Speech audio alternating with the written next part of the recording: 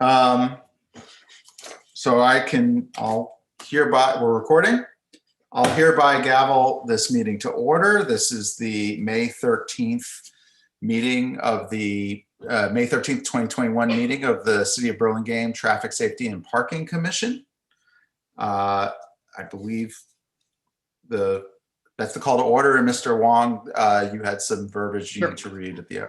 I just want to point out that tonight's meeting, we're doing a Zoom webinar, and we're using this platform to conduct public meetings. The public can there are multiple ways of communicating. One is to raise your hand and then use the chat feature. Another is to, you can email at publiccomment@burlingame.org. And please note that chat will go to all panelists. I'd like to also point out that please refrain from using the chat until the public comment is opened by the chair or public comment is requested, just so we don't have too much conversation going on. So thank you, Chair. Okay. So we'll start with we'll move to the second item of business, the Pledge of Allegiance. I believe the city will be providing our flag tonight. There it is. Yep. Okay. Vice Chair Martos, will you get us kicked off and we'll all join in? Would be my honor, and I will stand. Proudly display my NASA sweatshirt. I pledge allegiance to the flag of the United States of America and to the republic for which it stands, one nation, under God, indivisible, with liberty and justice for all.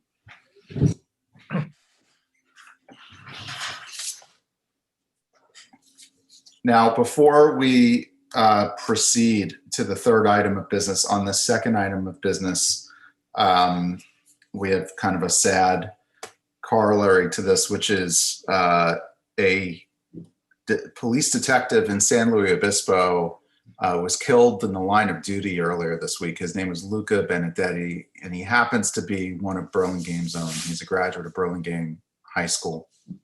So because this is the death of a Burlingamer in the course of public service, I've decided that we should have a moment, and flags are actually at half staff at the Capitol. For this person, I decided along with the pledge, we would have a moment of silence. So if you all don't mind, we'll take a brief moment of silence in observance of Mr. Benedetti's service and his family's loss. He had a wife and two young daughters.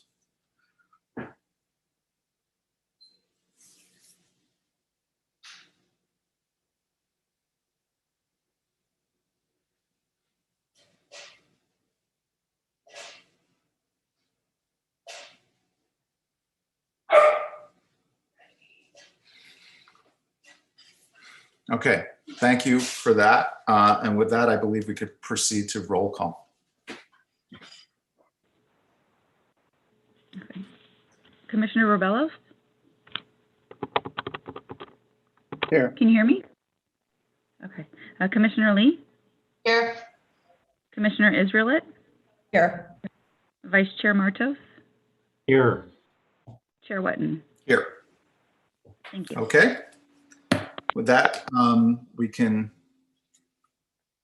proceed. Well, we are going to actually, the next item would be approval of minutes, but we didn't have minutes to review this month. I understand we'll see them at the June meeting. So we will just move through item 4 and on to item 5, which is public comments. Members of the public may speak on any item that is not on the agenda. Members of the public wishing to suggest an item for a future commission agenda may do so during this public comment period. The Ralph M. Brown Act, State Local Agency Open Meeting Law, prohibits the commission from acting on any matter that is not on the agenda. Speakers are requested to fill out a request to speak card, or I assume there's a different way people are doing it via Zoom with the city staff. It's not likely to be located by any tables or doors. The provision of a name, address, or other identifying information is optional. Speakers are limited to 3 minutes each. The commission chair may adjust the time limit in light of the number of anticipated speakers. Mr. Wong, do we have anybody who would like to make public comments? Through the chair, we have Ms. Madeline Frechette. Her hand is up, so I'll go ahead and unmute her. Okay, do we have any others, just so I know? That's all I see right now. Okay, all right, so there, go ahead, Ms. Frechette, please. Hi, thanks. I'll try to get this in pretty quickly. So starting off with the logistics, and I just ask everyone here to keep an open mind to the data I'm about to share. I know it will probably disrupt some of commissioners' worldview and whatnot, but it's an important topic to be talking about. So if you live around here, Burlingame or San Mateo County area, you've probably caught wind of complaints on our dumpster fire apps like Nextdoor about kids riding bikes and swerving and popping wheelies and that type of thing. And these actually started last summer, but earlier this year, Burlingame City Council directed police resources to the downtown area, Burlingame Ave, after receiving complaints from merchants and community on social media about kids riding bikes, quote unquote, recklessly. So between March and April, Burlingame PD issued 35 citations. And of those 35 citations, just 2 are for sidewalk violations and 33 are for minors not wearing a helmet. So Burlingame Police Department issued citations to children for not wearing a helmet. And after pulling these citation data, I saw that Black people make up 14% of these citations.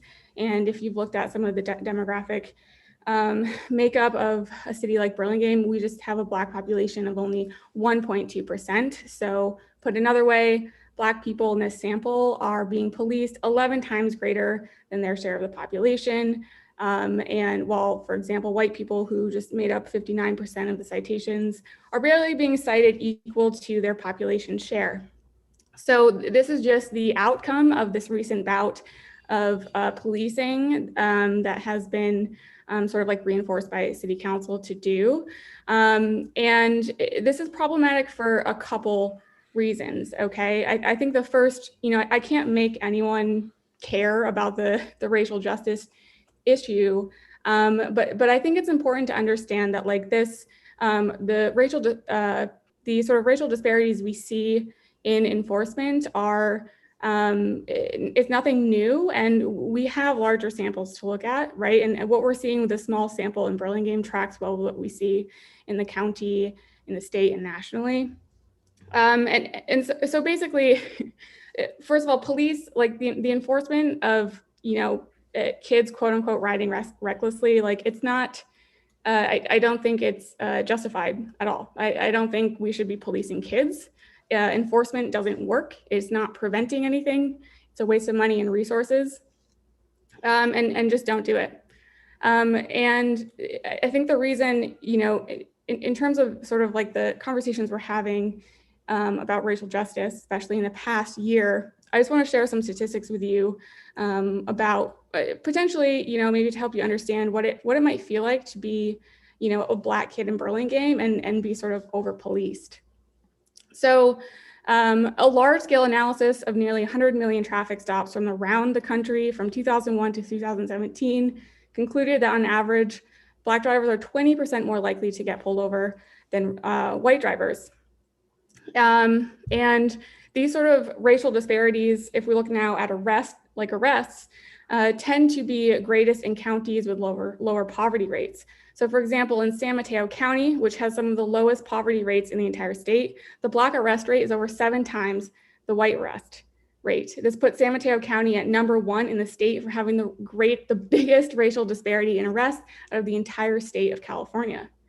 Even if we don't believe police are operating under a bias, like the data is painting a pretty clear picture here. And then, what if we look at, people being killed by police? In the Bay Area, people of color are disproportionately killed by police, and Black people are more likely to become victims of the use of force by police. So again, in San Mateo County, police use of force against people of color is the highest in the state. So it's not really surprising or revelatory that like when we look at this small sample of, what was the outcome of Burlingame choosing to police children, we see that there's, this racial discrepancy or disparity. And, again, I can't make anyone, believe this is an issue if they fundamentally ignore the data that I've just said, that fundamentally, people of color aren't really safe around police statistically. But this is an issue that needs to be addressed in how Burlingame responds to complaints about, traffic generally or people riding bikes. If you look at what the biggest public safety issues are in our city, it's just not going to be like some threat from people riding bikes. It's going to be something else. Like, we know what the greatest threat is, right? It's drivers.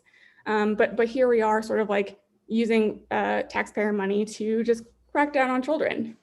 Ms. Frechette, I think you're well over the 3 minutes. Do you have a lot more, or are you wrapping up?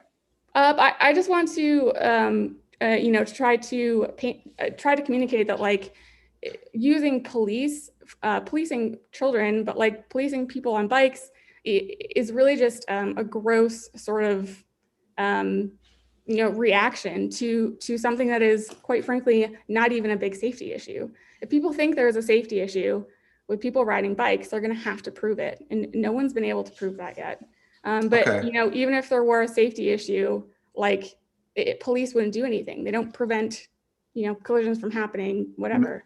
Ms. Frechette, thank you for the public comment. I think we went a bit over the 3 minutes, which is okay. But we need to go on to the meeting now.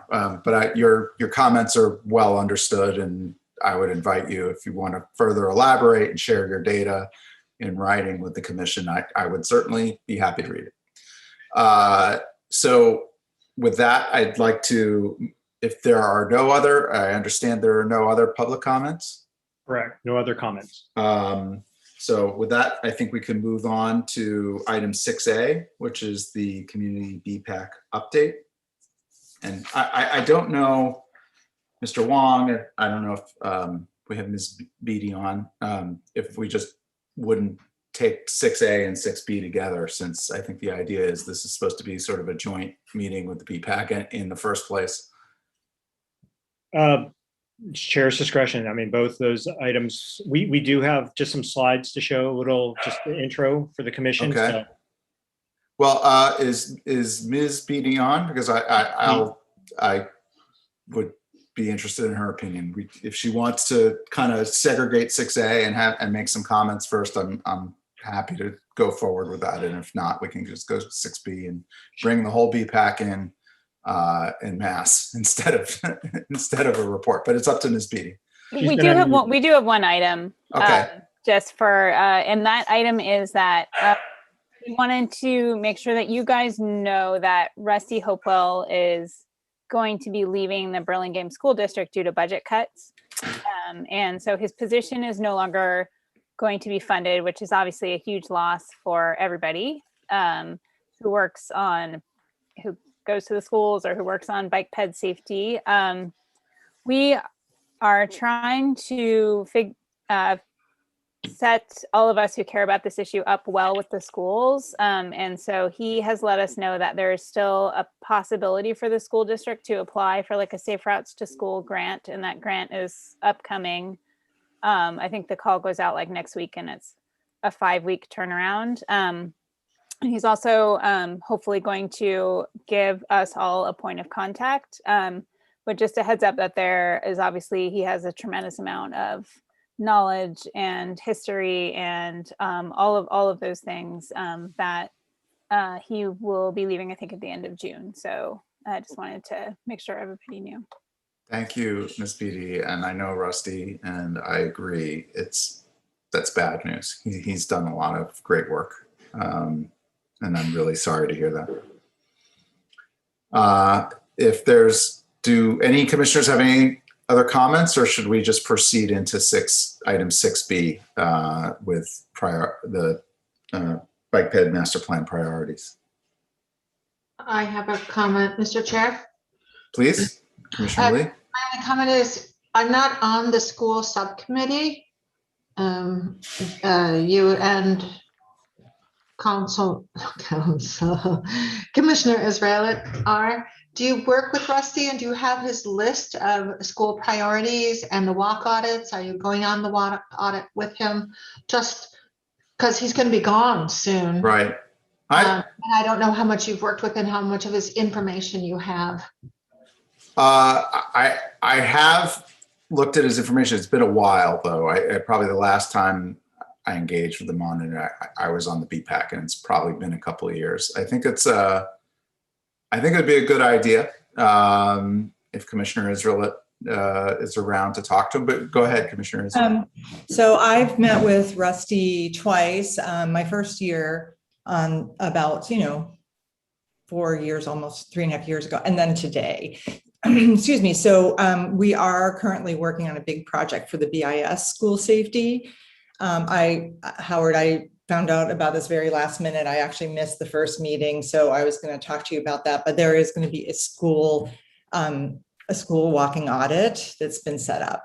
So we're on it for BIS. I mean, the good thing is that we've also worked a lot on the elementary schools in the recent past, but this does not make up for the loss of Rusty. Yeah. And if a letter needs to come from our commission stating the importance of having him, or, if we can offer any support in this try, like applying for a grant or something, I think as a commission, we might want to consider that. I'd be happy to. Yeah, I agree. And, the commission has drilled down pretty deep on certain elementary schools, Hoover in particular, but we've, worked on one-way signs from the first one at Lincoln when I started, and then, Roosevelt, McKinley. BIS is a lot more complicated because kids are coming from a lot farther, and I have plenty of skin in that game, so I'll be interested to hear more about it. But I do agree we should try and engage Rusty as much as possible before he's no longer available. So I'll circle up at a subcommittee meeting with Commissioner Israel on that point. Okay. With that, is there any further comments? Commissioner Lee, your hand is still up. Is that just a residual or okay? I'd like to just speak one more time.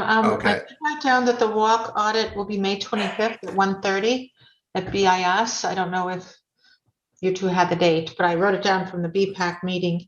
So it's May 25th at 1:30. And then the other thing, apparently there is some money at the county level that could get a representative to work on the high schools having a person to work on school safety and school traffic and walking and biking.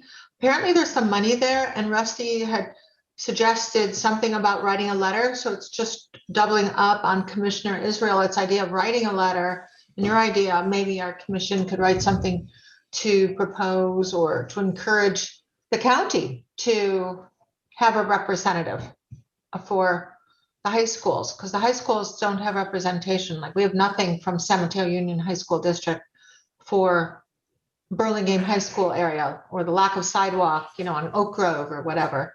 So be nice if we could maybe get something going with the county, just write a letter in support of that. I thought it was a good idea. Yeah. I think we should talk to Mr. Hopewell sooner rather than later and explore all of that. Okay, should we move forward to item 6B? Any objections? Okay, so with that, let's proceed to item 6B. Right. Mr. Wong, you said you had slides. Sure. Thank you, Chair Wetton. So for tonight's meeting, there has been the last couple of months, we've talked about having a joint teaspoon BPAC, community BPAC meeting. So this is it. And to kind of kick it off, we were going to go over kind of the priorities that have been established for at least the near-term improvements that we've taken out of the bike ped master plan. And to kind of go over we've got some slides for you, Ms. Alicia Mai, our transportation programs manager. We'll go over it, and then that's just to help you guys facilitate a discussion between the two groups. So with that, we'll turn it over to her. Thank you, Andy. If I can enable share screen. There we go. Thank you. Can everyone see the slide? Yeah. The presentation? Okay, great. Thank you very much. Good evening, Chair, Commissioners, and members of the Community BPAC. Thank you for this opportunity to participate in tonight's discussion on implementation of priority projects from the newly adopted Bike Ped Master Plan. In tonight's presentation, we will provide an overview of recommendations from the master plan. We'll briefly go over updates of current and upcoming projects, and staff will present a proposed implementation plan for future years to help facilitate discussion between commissioners and the community BPAC on project priority. For members of the public who wish to review the master plan in detail, the link to the final document is provided on the slide. It's important to acknowledge that any implementation plans we discuss tonight are not set in stone. This is an ongoing process with updates to TSPC annually and on an as-needed basis. We begin with the existing bicycle network, which provides some connectivity across parts of the city, consisting of signed bike routes, Class 2 and Class 3 facilities. Through one of the city's most robust public outreach process over a 2-year period, the adopted bicycle and pedestrian master plan was thoughtfully developed with community input and engineering analysis. The result is a recommendation of over 33 miles of new and upgraded bicycle facilities across Burlingame, with a total estimate of over $31 million of improvement. In a very thoughtful and feasible manner, the 33 miles of improvements is prioritized into 4 implementation categories: short-term, medium, long, and project opportunity projects. Short-term projects are top priority projects and assumed to be fairly easy to implement for short-term improvement.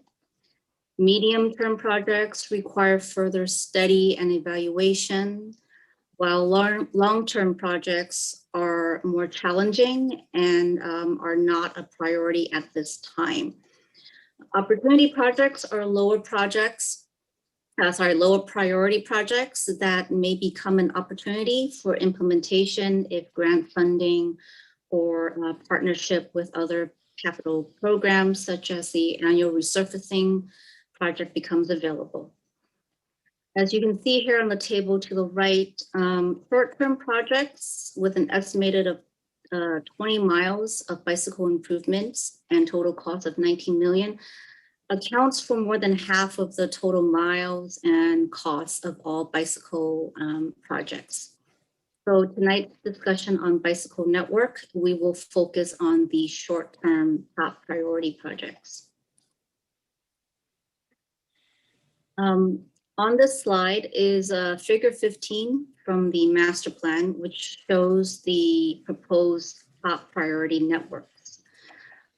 Project recommended in the master plan was ranked based on point metric system, which looks at criteria such as collision history, improving connectivity, closing gaps in the existing network, connecting transit routes, school routes, and increase accessibility to schools, parks, and trails.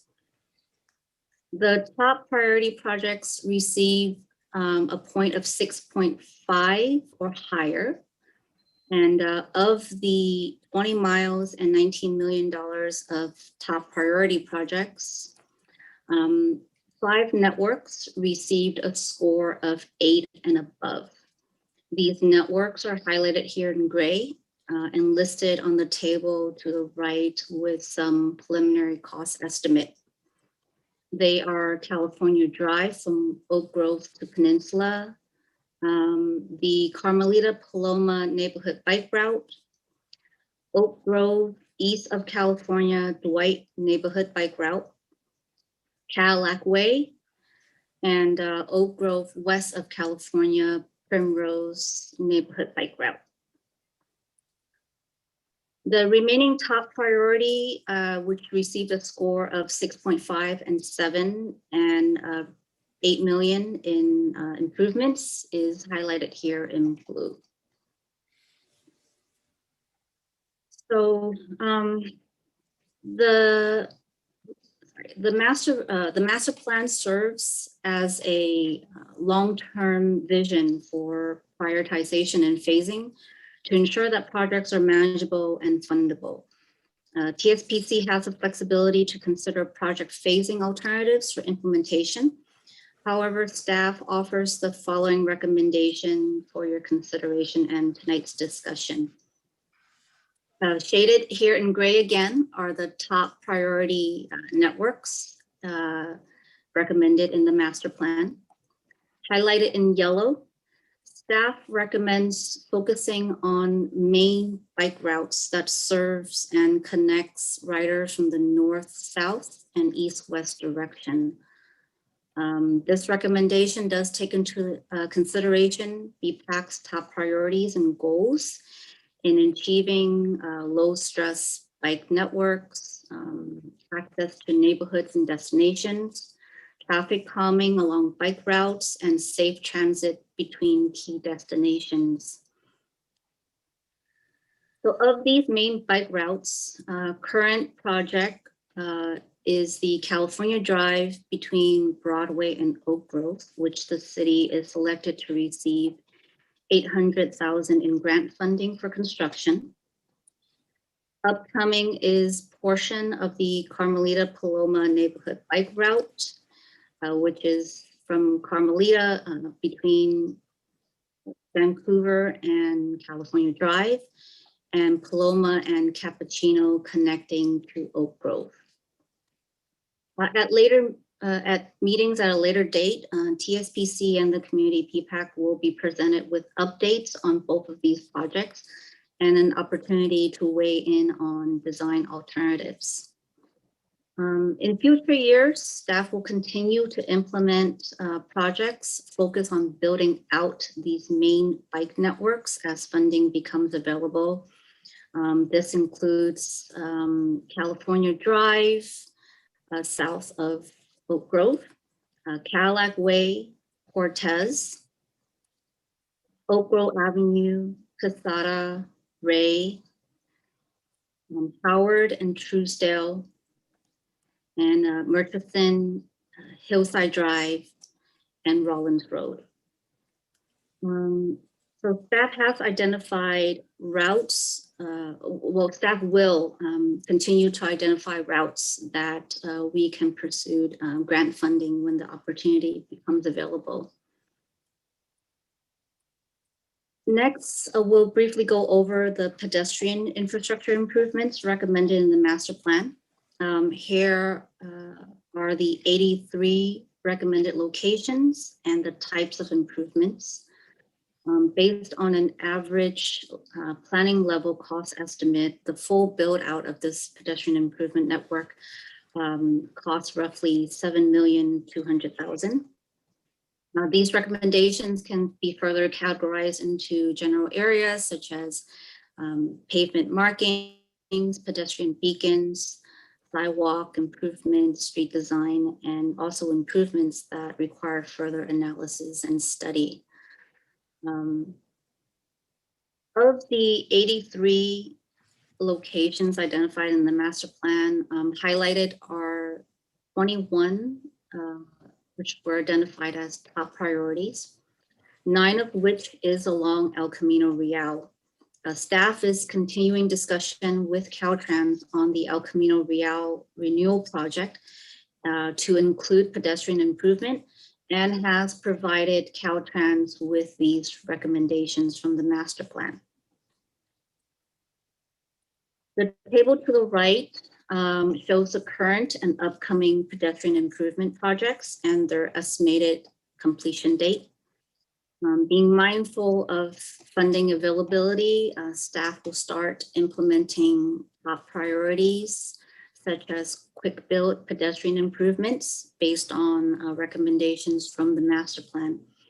In addition, consideration for any implementation, we will keep BPAC's priority in mind, focusing on developing standards for areas with high traffic, seeking opportunities to improve pedestrian facilities as part of resurfacing projects, safer crossing across El Camino Real, and safer crossing at downtown destinations and Burlingame stations. And with that, we can open this up for discussion and input. Okay, thank you, Ms. Mai. That was very helpful. I'm conscious this is a joint meeting, but I can't see, maybe it's my view. I want to make sure I can see the BPAC members that are here. Is that visible to me? Tell me if I'm just looking at the wrong view. I can close the presentation and open it up when needed. Howard, you can, through the chair. Yeah. If you click on participants at the bottom, that'll. Oh, there it is. Okay, there we go. Attendees. So I just want to make sure. So we have Chair Beatty, Ms. Frechette, and Mr. Velasco here. And as far as I could, I mean, would it make sense to just promote them to be, they're all members of the BPAC, I assume. Through the chair, I'll go ahead and allow each of them. I guess we'll have to promote them to panelists. Oh, there we go. All right. You're all hereby promoted. They are now allowed to talk. Okay. So in the spirit of this being a joint meeting, I wanted to get everyone in here. So Chair Beatty, before I go to the other commissioners, is there any points that how would you like to proceed? I mean, in terms of the BPAC, would you like to, do you have consolidated comments? Would you like us to go through our questions and then we can run through questions that the three of you have? Sure, that seems fine. Okay, so why don't we do, okay. Sorry, I didn't mean to cut you off. Okay, so why don't we proceed accordingly? We'll start with our newest commissioner, Commissioner Rebelo. So not to put you on the spot, but if you had any questions for Ms. Mai, you could proceed.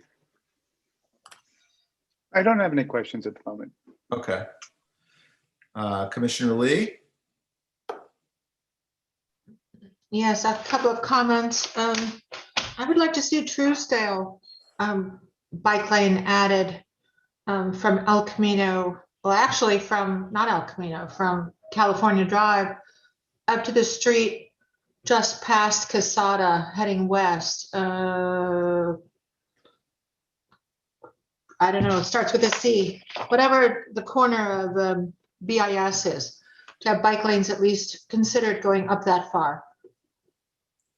If they could go further up the hill, that'd be great, but to go from California Drive up to just past BIS, to have that, it seemed like a low priority thing, but I'd like to raise its priority. I just saw it on the, it wasn't a blue stripe on the blend that was presented. I'm sure I'll have other comments, but that's what I noticed. Thank you. Okay.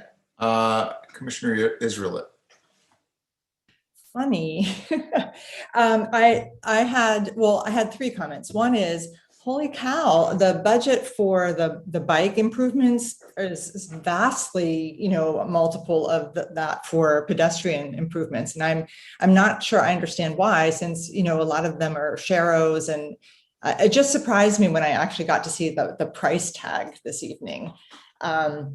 So I just wanted to mention that, and maybe, at some point in your comments, we can maybe find out why that is. I think that I was laughing, Commissioner Lee, because we had said that Truesdale, like when they first came out with the bike ped master plan, like people said no one in their right mind, even the best cyclists go up Truesdale. So, so that, you know, we had some real cyclists that were in the meeting and from BPAC at that time, and they said, yeah, you know, but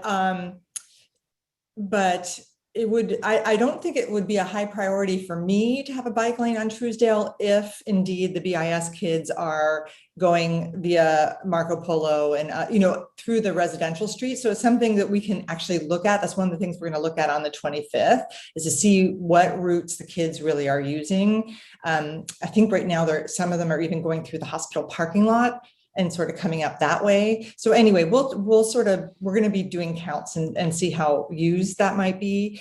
And then my only other comment, but then you had sort of moved it for a later priority, I'm not sure it makes sense to do a Rollins Road bike path, since we're going to be redoing that part of Rollins Road as part of the new neighborhood. You know, I'm sure we'll be putting, like what we're doing with Chapin, where we're putting in, you know, green space in the middle and traffic calming measures and bump outs and everything like that. So I don't know when this Rollins project will start to become, you know, a reality, but if it's soon, then it might be wasted dollars since we just have to redo it. So those are my only comments.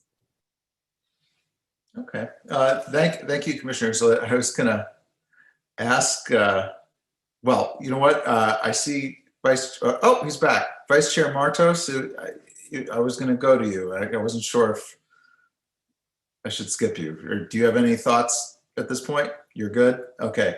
You're on mute. I apologize. I do have thoughts. I had to turn up the lights because I can't read this fine text here. Oh, okay. Yeah, no, I actually had some questions for Ms. Mai. So Ms. Mai, if you could maybe bring up the slides again with the overlays. I wanted to understand the legends. I saw different colors, and the colors I don't think correlated with the existing conditions. Like I don't see purple on the existing map. Actually, if you can maybe just explain, is there purple on the existing map? Yeah. I see blue. So what's purple in this map?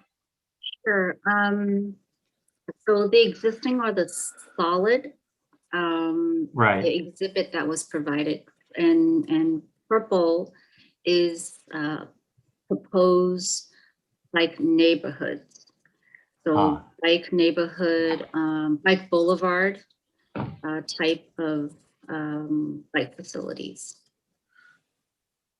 So, oh, go ahead, Commissioner. Bike, Sorry. so bike boulevards. Okay. So that's a pretty, is that a pretty large implementation? When you can you describe bike boulevard a little more, please? Sure. I will definitely try. So bike boulevard is to encourage, to give more emphasis on bicyclists rather than vehicles, making it safer for bicyclists to use. Treatments that are part of a bike boulevard could consist of traffic calming features, again, to slow down vehicle and give more comfort to bicyclists. So one of, in response to Commissioner Israelit's comment about the dollar amount between pedestrian improvements and bicycle improvements, these bike boulevards, which again consist of traffic calming, the traffic calming features do also benefit pedestrians, especially traffic calming features at intersections that help slow down vehicles as they enter and exit the intersection. So these bike boulevards, and there's a lot of them, is more than just paint on the ground. If I'm hearing traffic calming, it can involve other things on the street, works and different things. Is that right? Correct. That's right. It's more than just paint on the ground. So is that part of the $20 million, all these street improvements that would add to this traffic calming to make these bike boulevards safe? Yes, that's the Okay. preliminary estimate that was put together. The details of the design and the final costs all gets vetted during the design process. Okay, and I'm assuming that the details of the design have already been discussed because you have a number here, a cost for this project. So there are some details to how traffic calming will be achieved. Is that right? Yes, the bike pit master plan gives a toolkit of certain improvements that goes with a bike boulevard. And I'm not familiar with exactly how the numbers were determined, but it gives a general idea of assumption of what improvements could be in place. Speed humps, bulb outs, including striping on the ground. And these are not, and I don't think the cost estimate is for any temporary improvement. It looks at full permanent improvements, and I think that's why it's high. Through the chair, Yeah. to Commissioner, or to Vice Chair Martos, these are higher level. These are cost estimates. Try and get us. They're conservative, so that's why we've probably got the higher number. But it's also just to kind of give the idea of how much more how much these improvements will be. It's not a low number, but we wait till we get to the final design. We do generate another engineer's estimate that it's much tighter than this. This is kind of, folks they measure how much of this do we roughly have, and they've associated a price to it when we generate it. So just to make it conservative, so we're not, typically it'll be lower, but just trying to give everyone an idea, right? So that they're not just a few $1,000s. Obviously, it's much more than that. No, I understand, Mr. Wong, and I never really pay attention to how much things will cost. I don't think that's part of the charter of this commission. I'm more interested in safety and changes to roadways and things like that. Those are things that we can weigh in on since we're not paying for it. It comes out of engineering and the city's budget. So I'm not concerned about that, but what that indicates to me is that details of these traffic calming measures have been thought about and proposed in order to come up with some sort of estimate. So, and I live in Lion Hogue, so I've seen lots of traffic calming measures that have been implemented. And so, those are under evaluation. When I see all these dotted purple lines, there's a lot of potential traffic calming measures that this commission hasn't been introduced to that could change roadways and, with bulb outs or speed humps or whatever. So I just wanted to get some indication, have those been thought through, and will we as a commission be able to weigh in on any of those street changes in this traffic calming effort to implement these bike boulevards?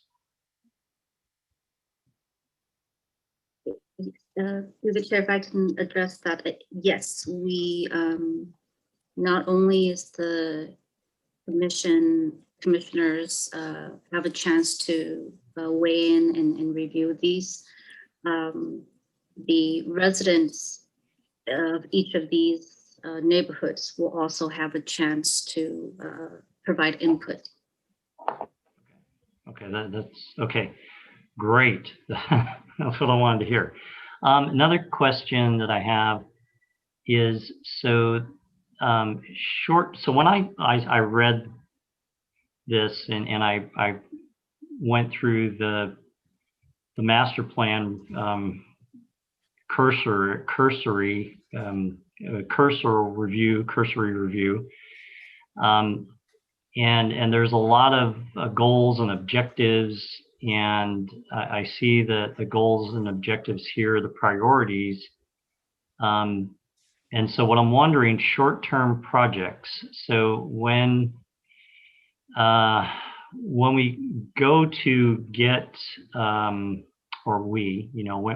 it's the funding is requested, are we going to request $19 million to implement all the short-term projects, or will there be priorities within those short-term projects of other sub-projects in the event that you don't get the entire $19 million?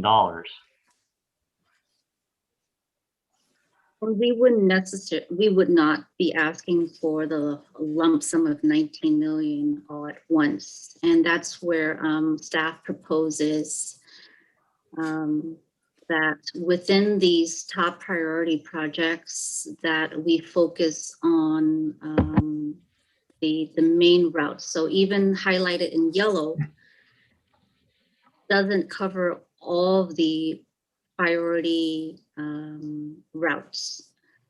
And each year, depending on budget and how much and which route we want to focus on, that's where staff will take a look at overall how much it could cost from design all the way to construction, and requests funding for that particular route. So to Okay. give you an example, California Drive right there, because we received a 800,000 in grant, we knew we still had to provide a local match. And therefore, at the fiscal year budget meeting, staff requested I'm testing my memory. Through the chair. 200,000. Yeah, 200,000. Right, 200,000 of new money for that project.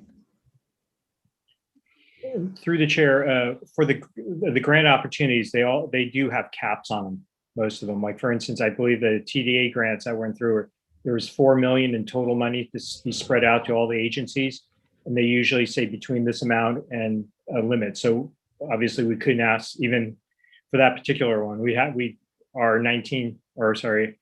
Our 9 million far exceeds the 4 million for everyone, but that's why we chip away at it, little bites at a time. Understood. And so then this is really getting to the crux of my question and my thought here, is that we have these high priority improvements. And when I read this and when I thought about this, I said, okay, what's the end goal? What's the end goal? Are we trying to make it safe for children to ride their bikes to school? Okay, maybe we should look at those routes first. Or is it we want to improve the recreational routes for families to ride their bikes? Okay, maybe that's the highest priority. I don't know. Or maybe we're concerned about commuters. Maybe we should attack that first and make it safe for commuters that are going to the multimodal hubs. Or maybe it's something, routes to the downtown area so we can get more people to the downtown area to shop at our merchants, something like that. When I see low stress bicycle routes, that's nice, but when I see more of these things like safe transit between downtowns, okay, that seems like an objective, a priority somewhere in the mix, or to the Bay Trail. I don't see schools in here, making things safe for children to ride bikes to school. Maybe that should be one of the highest priorities. I don't know. But in these top priorities, I think you could categorize those into objectives. What are we trying to do other than just say we're going to improve east-west, we're going to improve north-south? To what points, specifically to what points? We've talked a lot about California Avenue north of Broadway, right? We want to make that safe for riders because they are going to the BART station. And that's a dangerous area. Okay, things like that, I think, should be objectives that we look at. And I see these priorities, California, between Broadway and Oak Grove, I guess. Is that really the highest priority? Possibly. So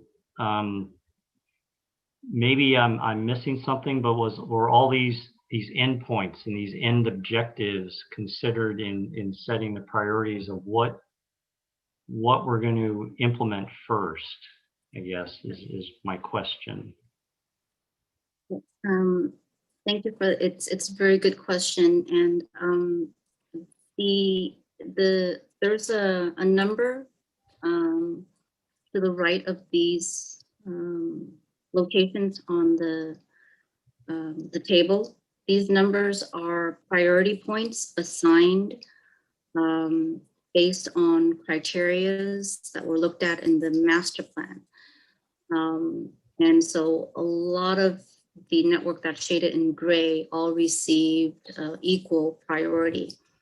And the priority method that was used in the bike ped master plan looked at really three overarching criteria, which is to enhance safety, improve connectivity, and increase accessibility. And within those are sub categories. And if a project fits in these categories, it receives a point or 2 points, right? Is a route, a close proximity to an area that has bicycle and pedestrian involved collisions. The recommended bike network class that receives a point system. For pedestrian improvements, is it more than just striping? If it is, then that receives a point. So on and so forth. But this is an overview of the point system, and it's detailed, definitely more in the project prioritization methodology portion of the master plan. I think it's in page 117 that goes into more detail. Okay, that's why I missed it, because I didn't read all 322 pages. I just briefly looked through them. Okay, actually, this is what I was looking for. This is very helpful, and this gives me comfort that even within the top priorities, we prioritized the projects, and I certainly agree that safety is the #1 priority here. So, okay. Okay, good. Yeah, I'm sorry to put on my engineer's hat and analyze this quantitatively, but that's the kind of information I was looking for. So I appreciate that feedback. That's why I hope I didn't ask too hard of questions there, but okay, very good. Excellent. All right. I don't have any other questions. And I'm assuming the same methodology was done for the pedestrian improvements. Am I right? Okay. Okay, very good.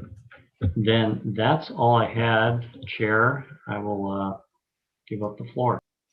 Okay, I'm going to come around to the other commissioners for follow-up questions, but I want to give BPAC a chance to go since this is a joint meeting. So Chair Beatty, let me start with you if that's okay. And then we can see if the other two members have comments as well. And then I'll make some comments and we will circle back if people have follow-up questions. So Chair Beatty, I'm interested in your thoughts here and interested, I'll just say this before I turn it over, interested to hear from the BPAC what they think might be missing here, if anything, if they think something is prioritized too low, and if they have specific thoughts on the things that are prioritized more highly. Sure. So I can kick it off, and the other members of the BPAC almost certainly will have their own thoughts. Thank you guys for having this conversation. And so what we really wanted to do was, once we had the bike ped master plan, we wanted to make sure that we hit the ground running in implementing it, because we just think, we put all this work into the plan, and we want to be able to hit the ground and start doing stuff, because that's why we built the plan. We sort of looked at the prioritization both as things got kind of strategic prioritization in the bike ped master plan, but there's also opportunistic strategic prioritization, which is to say, like, as stuff becomes available or is being paid attention to, that we considered that as well, so that, you know, we wanted to think about projects that were easy and fast to implement and relatively low cost. And so we try and apply that logic to the prioritization that's in the bike ped master plan. When we looked at the pedestrian projects, it became clear right away that we could do a lot of them for not that much money, which Commissioner Israel noticed as well. We are good for the most part with the prioritization of pedestrian projects. We really wanted to focus improvements around schools to the degree that we're doing quick and easy improvements. We felt like BIS was a real opportunity, as well as Fairfield right off of El Camino Real next to McKinley School were two areas where the pedestrian projects that we wanted to focus those pedestrian projects. For the bike boulevard, the way that I think about this personally is that we've got, you know, sort of our main arteries through town, right? We've got California Drive and we're working on that. But that we also need to build the ways for people to get through the city that are lower stress, or, you know, where somebody's not going to go down to California Drive to get from one end of Burlingame to the other if they're on the other side of El Camino Real. So like, we're building out those networks. And I think I like the logic of both, of tackling both. So one piece of California Drive and a neighborhood network seemed nice. We did feel like Carmelita was the kind of big fish of the of the Paloma Carmelita network. That's where Carmelita is basically a highway, and to make it safe for cyclists is going to require some significant work. One of the things we had shared with Alicia is that we wish that Sharrows would be sort of taken out of the toolkit of bike boulevards, so that we aren't just thinking that we're putting Sharrows down on, say, Carmelita Avenue and calling it a day. That we want bike boulevards are meant to be roads that truly provide a safe way for cyclists to get through neighborhoods, and we want to think about them accordingly. But Carmelita would require a lot of work, and we think that Paloma would require work more on the intersection. So the crossings of Paloma are the places where you would focus, but the road itself is much lower stress. And then I think the one thing that we think is in there that we had questions about was Cadillac, where Cadillac, not that it's not strategic, but really the issue is that it's very difficult to get from Broadway to the pedestrian bike overpass. And Cadillac is just the very last leg of that. And that we would be more interested in tackling that as a corridor where you'd take on getting through Carolan and through the Broadway California intersection and all of those things. And that's all I have.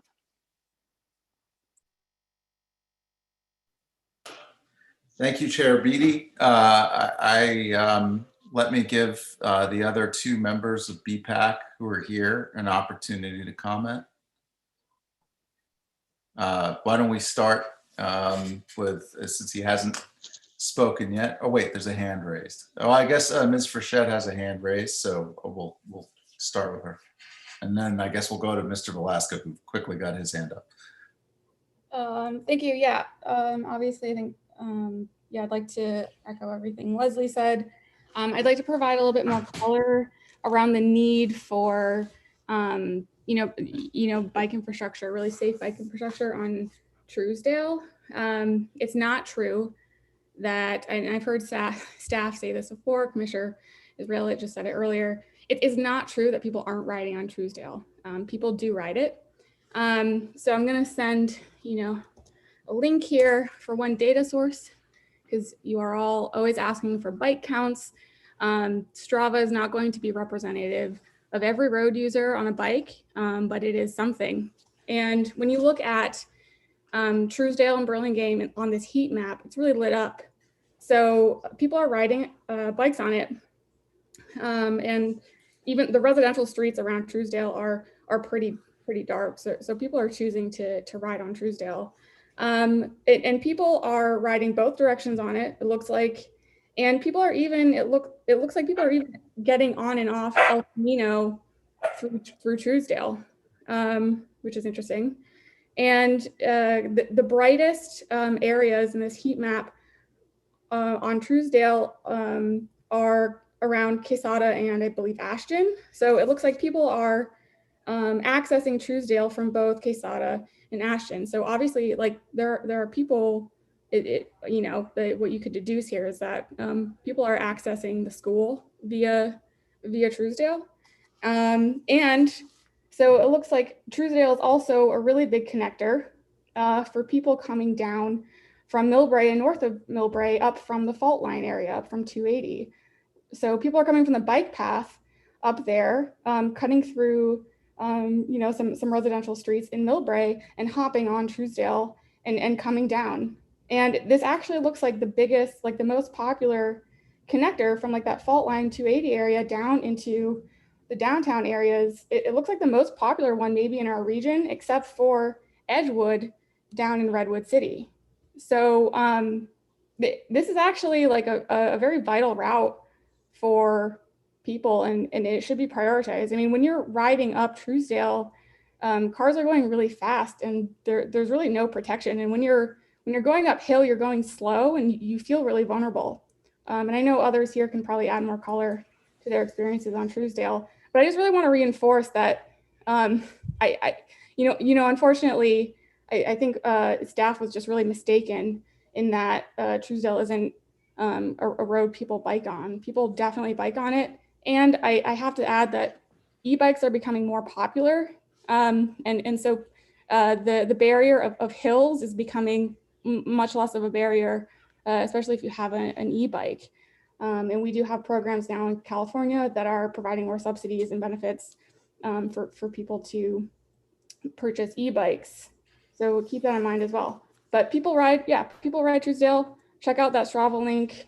I think it's pretty interesting. It definitely is a really important, it's definitely like a very important artery, I would say, for people on bikes to get to various portions of San Mateo County.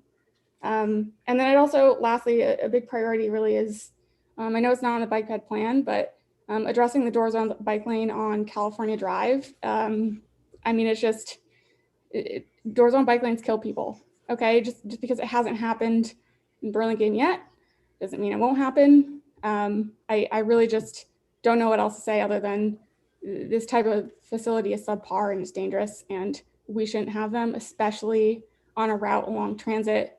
As we open up, more people will be commuting. Just let's address it. And then, yeah, I think that's it. Let me know if you have any more questions about Truesdale.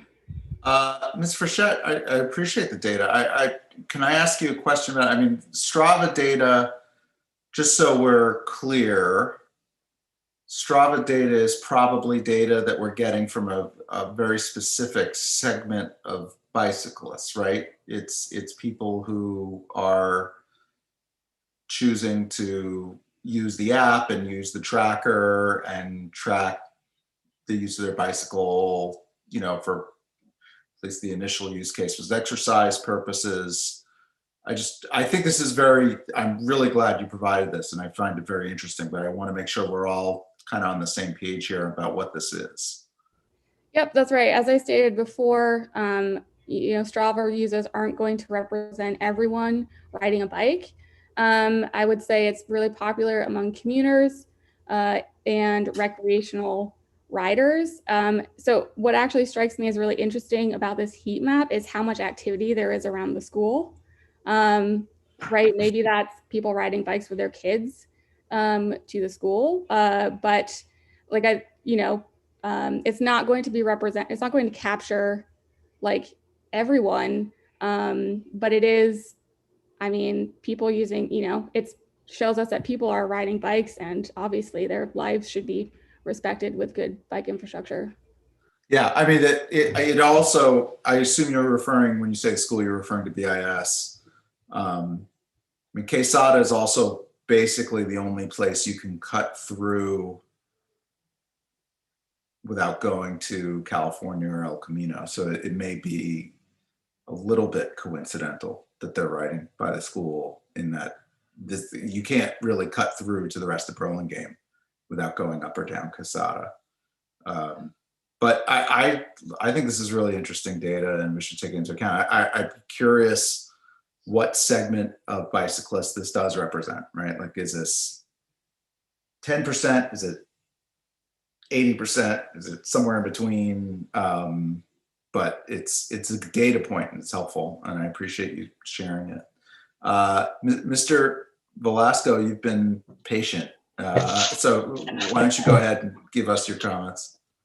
Sure. If you can stick on the map here, which is really good. Thank you, staff, and thank you, commissioners, for taking this on. This is really important to us, BPAC, as parents of kids who go to school, as taxpayers, because I mean, when we also saw the price tag, we were also kind of flabbergasted at how much it was going to take to improve biking and walking in Burlingame. So we also got sticker shock when we saw this. One of the first things that I mentioned at the previous BPAC meeting is that and this is what you were asking about, Commissioner Wetton, is what's missing. What's clearly missing here are improving the bike lanes and the bike routes that we already have. The bike plan is heavy on putting in new infrastructure, but it really has a light touch or practically negligible proposals to improve, like California Drive, our one good bike route to a transit route, or Carolan, the other good bike route that we have.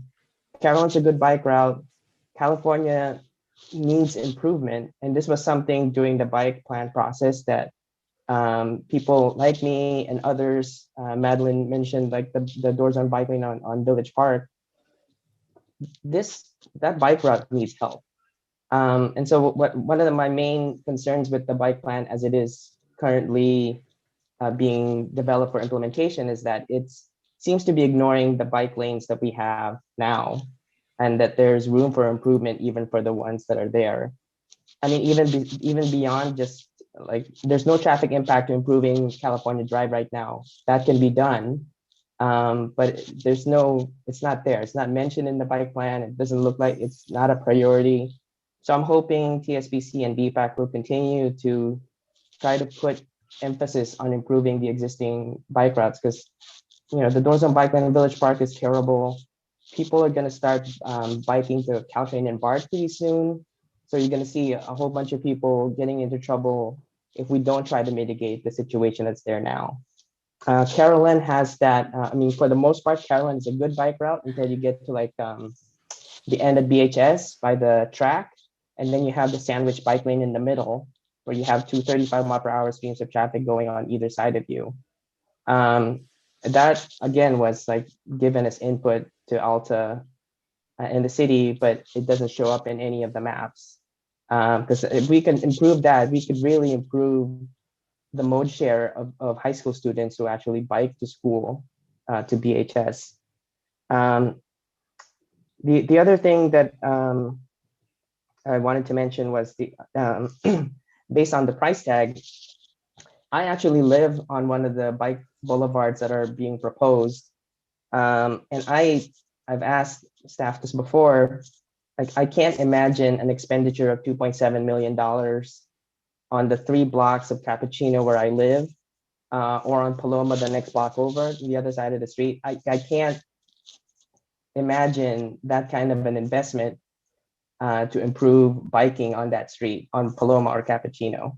So I tend to agree that the cost estimates are out of scale, and maybe too inflated by Alta, because if they're thinking a bike boulevard is going to put in a circle or bulbouts or chicane or a median island or a choker on Paloma and Cappuccino, it's not going to happen because our streets are really narrow. There's no need for a capital improvement that would entail that much of an investment.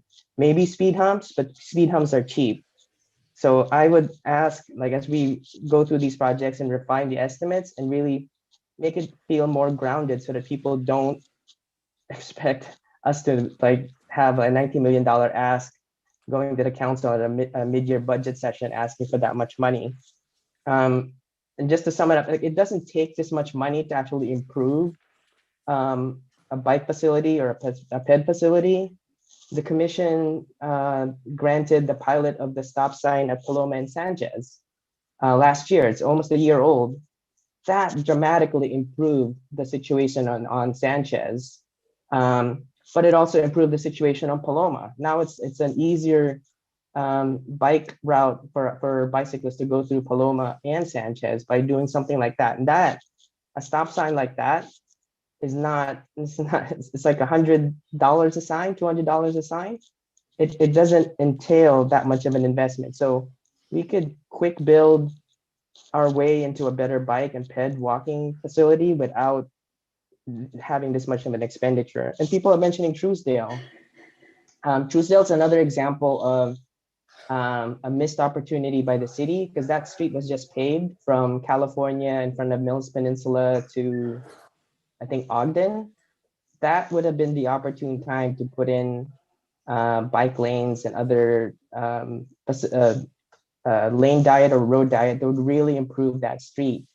Because and it wouldn't just be improving it for bikes alone, but for peds as well. Because if you know that street, and I'm sure you guys do, the traffic travels right next to the sidewalk there, and the sidewalk's like 6 feet. If you stick your elbow out over the curb, you're going to get hit, which is something that wouldn't happen if you actually had a bike lane that serves as a buffer between people walking along the sidewalk and the traffic lane.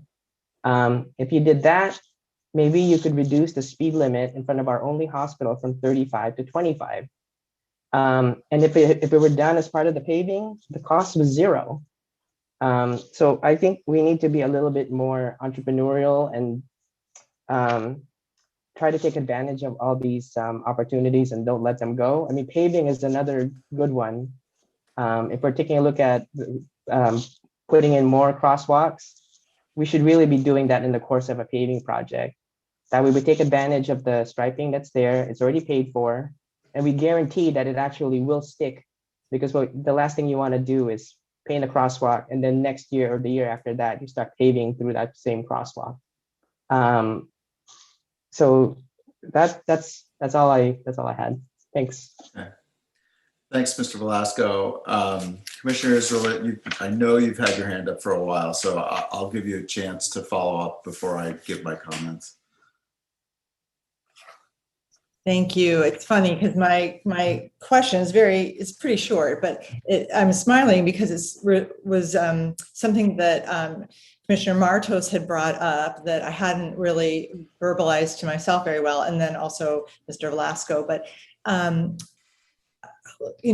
stepping back and looking at the big picture when we're talking, I didn't realize that the purple dashed lines on the very small residential streets were to indicate bike boulevards, and it doesn't make sense to me. I mean, my kids went to Roosevelt, so I'm looking at Carmelita, west of El Camino and, Cappuccino and Paloma. Those streets are so narrow. There's really parking on both sides and there's only room for one car to travel. So as far as investing a lot, it sounds like a lot of infrastructure in making them more slower traveled streets. It doesn't make sense to me. Just common sense kind of thing. Maybe I'm missing something, but I just assumed that those were not going to be the types of bulb outs and all these other things that we talked about that were in the toolbox for the bike boulevards. Well, I'll jump in, and Commissioner Rebels, I do see you have your hand up, but let me just jump in on this one point. I mean, one thing I haven't heard in the discussion around Carmelita that I think is kind of an important fact is that Carmelita has alternate sides of the street parking rules, which if you're a New Yorker, you are very familiar with, but and if you live on Carmelita, I have to imagine you're familiar with, but others may not be, which is that going eastbound in the morning, which is the way someone riding to Burlingame High School might be going, and then westbound in the afternoon, cars are not allowed to park, and it creates space, hopefully in the direction that at least school traffic would be going in the morning and the afternoon. So for that reason, I do think it has some special attributes as a route. It is the kind of it's as good as east-west route as I can think of for someone who's trying to get to Burlingame High School. And for that reason, and it also might impact the critique about Sharrows, which I understand, but on Carmelita, if you're shifting the available roadway around, it's hard to shift the bike lane around. So it may be that Sharrows are a practical solution there, notwithstanding the overall criticism. So I have other comments, but Commissioner Islet, since you were mentioning Carmelita, I did want to bring that forward. Is it okay if I go to Commissioner Revelos and then I'll make my comments? I see he has his hand up. I'm not sure if anyone else does at this point. Okay, Commissioner Revelos. Okay. Yeah, so I do have some comments, particularly around Truesdale. I think if Truesdale was on flat ground, people probably, their perception of it would be quite different, right? It would be considered almost highway-like in a very South Bay way, just a big wide road that seems to go on forever and is probably way too wide with a lot of sweeping blind curves.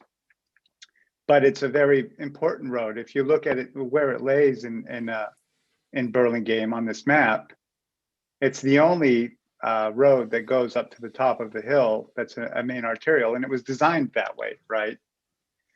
And it connects a lot of key locations for this end of Burlingame. You have everything from Skyline Boulevard, 280, Sawyer Camp Trail. At the bottom, you have medical centers, the hospital, senior centers, schools, Burlingame Plaza, a large shopping district right there. And then, of course, connecting to BART and Caltrain, and going beyond that, the SFO. So it is a key road, and it was I have to say that the Strava map that was presented earlier really surprised me. Anecdotally, I've been saying that bicyclists are using Truesdale, I think, more than people realize, and that I think that the road needs some serious reconfiguration. And I found out earlier tonight that I think it was 67% of people that were polled or that responded to a survey about the bike lanes on Truesdale and changing the configuration of that road, selected one lane down and one lane up with a center turn lane and a bike lane on either side. It seems to me that, and I'm late to the game. I'm just coming into this commission. This is only my second meeting, and I'm catching up to what has happened historically here. But I think there might be an underappreciation of the role of Truesdale. So I think maybe it should receive a second look and maybe bumped up the priority list. I also was I drive Truesdale and I walk Truesdale constantly. I must go down to Burlingame Plaza twice a day. And I should mention that, you know, I live at the top of Truesdale. From the top of Truesdale, again, if it was a flat road, people would understand. It's walking distance from the top of Truesdale to Burlingame Plaza. It's not far, and with the lighter bicycles and the e-bikes, et cetera, and the increase in the number of people that are working from home, I think the foot and bike traffic on Truesdale has probably increased. But I wanted to say I was actually surprised to find out that that lower section of Truesdale has a 35-mile-an-hour speed limit. I really did not know that.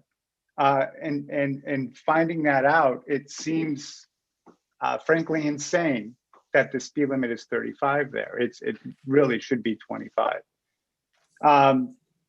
So having said all of that, I think I've made my opinion clear that I think that Truesdale needs to be reconsidered in terms of priority, and also needs to be, I think I really support lowering the speed limit and changing it from what is it, Martinez, and I can never remember that name of the road. Once you cross Martinez, Truesdale from Martinez, Caston something. Anyway, up to Hunt. Thank you. It should be one lane in either direction, up and down, with a center turn lane and a bike lane on either side. But I would go on to just comment about Carmelita.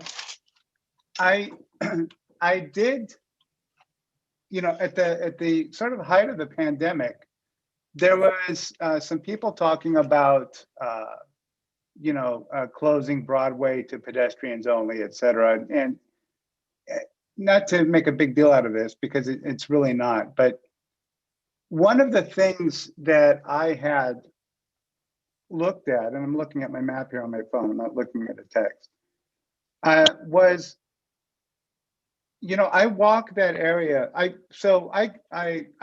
worked from home for a number of years, and I hike around the area for exercise quite a bit.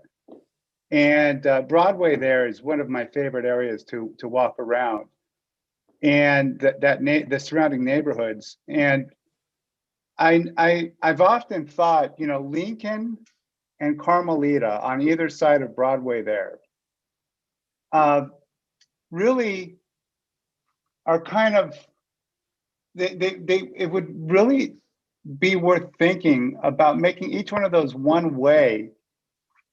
I wouldn't say in which direction. I wouldn't make a suggestion at this point, but making them one way in opposite directions. And I think it would make those roads safer, because the two-way, it's really, if you've tried to cross those intersections in a car or on a bicycle, those intersections there's a lot of blind spots. You really have to creep out there before you can even tell if a car is coming. And the road's too narrow, in my opinion, for two-way traffic. And if you had it one way, you could still have parking, and you could still have bicycle lanes. And I don't know the Lincoln side, if it would be as meaningful with a bicycle lane, because of it ends at El Camino. But just a side note, I think that would kind of relieve some of the traffic conditions at the Broadway and California there. But like I said, that's a little off topic, so I just wanted to sort of touch on that. But those are my comments for the moment. Okay. Thank you, Commissioner Rebelos. I think a lot has been said. I'll try to keep my comments as brief as I can. You know, I do want to just bring us back to, I think the stated purpose is priority setting. And I think what I've heard is that I don't think anyone necessarily disagrees with and it might be helpful if Ms. Maya, if you're controlling the screen, to just put the priorities back up if you could. There was a bullet list, and maybe the slightly longer list yeah, thank you very much, and it has those scores. I didn't hear anyone necessarily disagree with any of these priorities, but obviously I am hearing a lot of discussion about whether Truesdale, from multiple people, whether Truesdale should be higher up on this list. I actually lived in the same building as Commissioner Revelos, although we didn't know each other, for about 7 months, not too long ago. And I also was up and down Truesdale, walking and driving, not so much biking, many times a day. And I find the 1-lane suggestion intriguing, although I would caution that the traffic around school time at 8:15 a.m. on Casada and Truesdale is quite heavy. And if you insisted on stacking it in 1 lane instead of 2, I think you'd probably cause a pretty significant backup. So I do think, there's an open question here about whether to prioritize Truesdale. I think, there's really 2 pieces of it. I mean, there's the use of Truesdale in its entirety for people who are riding through Burlingame. I think the Strava data is showing that. And then there's sort of the more tactical uses of Truesdale by people who are living closer to it. I mean, one thought I have about a bike lane as originally suggested by Commissioner Lee is, when we do have a Rollins Road neighborhood, that might be the time to revisit bike lanes around Truesdale, because then we might have a significantly different group of residents who, particularly if some of them are school kids who might be using might need to get up Truesdale to the schools, to the some of the rehabilitation centers there and some of the other things that are along Truesdale. And that might change quite a bit once along with the Rollins Road neighborhood. And so for me, my inclination is that Truesdale may become more important over time, but it might be something that we could wait on while we address some of these other priorities, which I think to me are a little bit more immediate. Obviously, California, up and down California is important. It's important to commuters. It's important to others. I think Carmelita is going to be pretty critical for biking to the high school. One other thing I want to add about Carmelita is I think one of the most important parts about the city's project on Carmelita is figuring out how to connect it to Carolyn. I think Mr. Velasco noted that we already have a good bike facility on Carolyn. I think this is a point I've made too many times. And I'm going to go, I know there's a hand up, I will go to them, but probably at the close of my comments, I'm going to want to come back to Mr. Wong and Ms. Mai, just, has any, asking about the thought being given to connecting Carmelita to Carolyn, which I know is no easy task. Before I do that, the one other thing is on the bike boulevard issue. I do know that on the speed humps thing, we have tested that with one neighborhood and people did not jump on it. With one local neighborhood in Sanchez, the city tried to nudge people along to the speed hump solution and was not really received with a huge amount of enthusiasm. I think people wanted that stop sign and they were pretty happy when they got it. So just pointing that out. So before I go, I know there are other hands raised. I do want to make sure I put my question to the city staff about connecting Carmelita to Carolyn, and if there's any thought as part of this project to figure out how to accommodate that. And I realize there's like a parking lot there and it's not easy. not to mention the train crossing. But I still want to hear if there's any thought behind that. Maybe I can go first, Sure. Andrew. So with this current phase of California Drive between Broadway and Oak Grove, we are looking at bike facilities between Broadway and Carmelita. And so whatever bike facility that goes down Carmelita, there would be a connection to go over to Broadway and subsequently make their way to Cadillac. One thing that, and I'll let maybe Andrew take over on this, is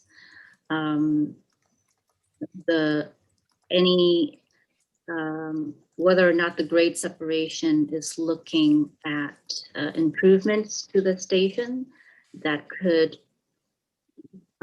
would improve that connection as well.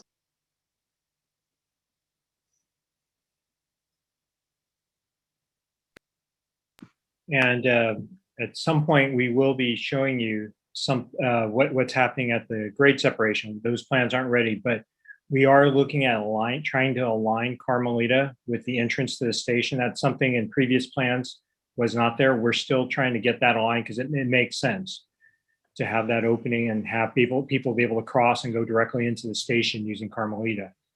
But again, that's a little further down the line, but we will, since we're in the final design phase of the project, we will be at some point showing you what's happening in and around the station, as well as on Broadway and California.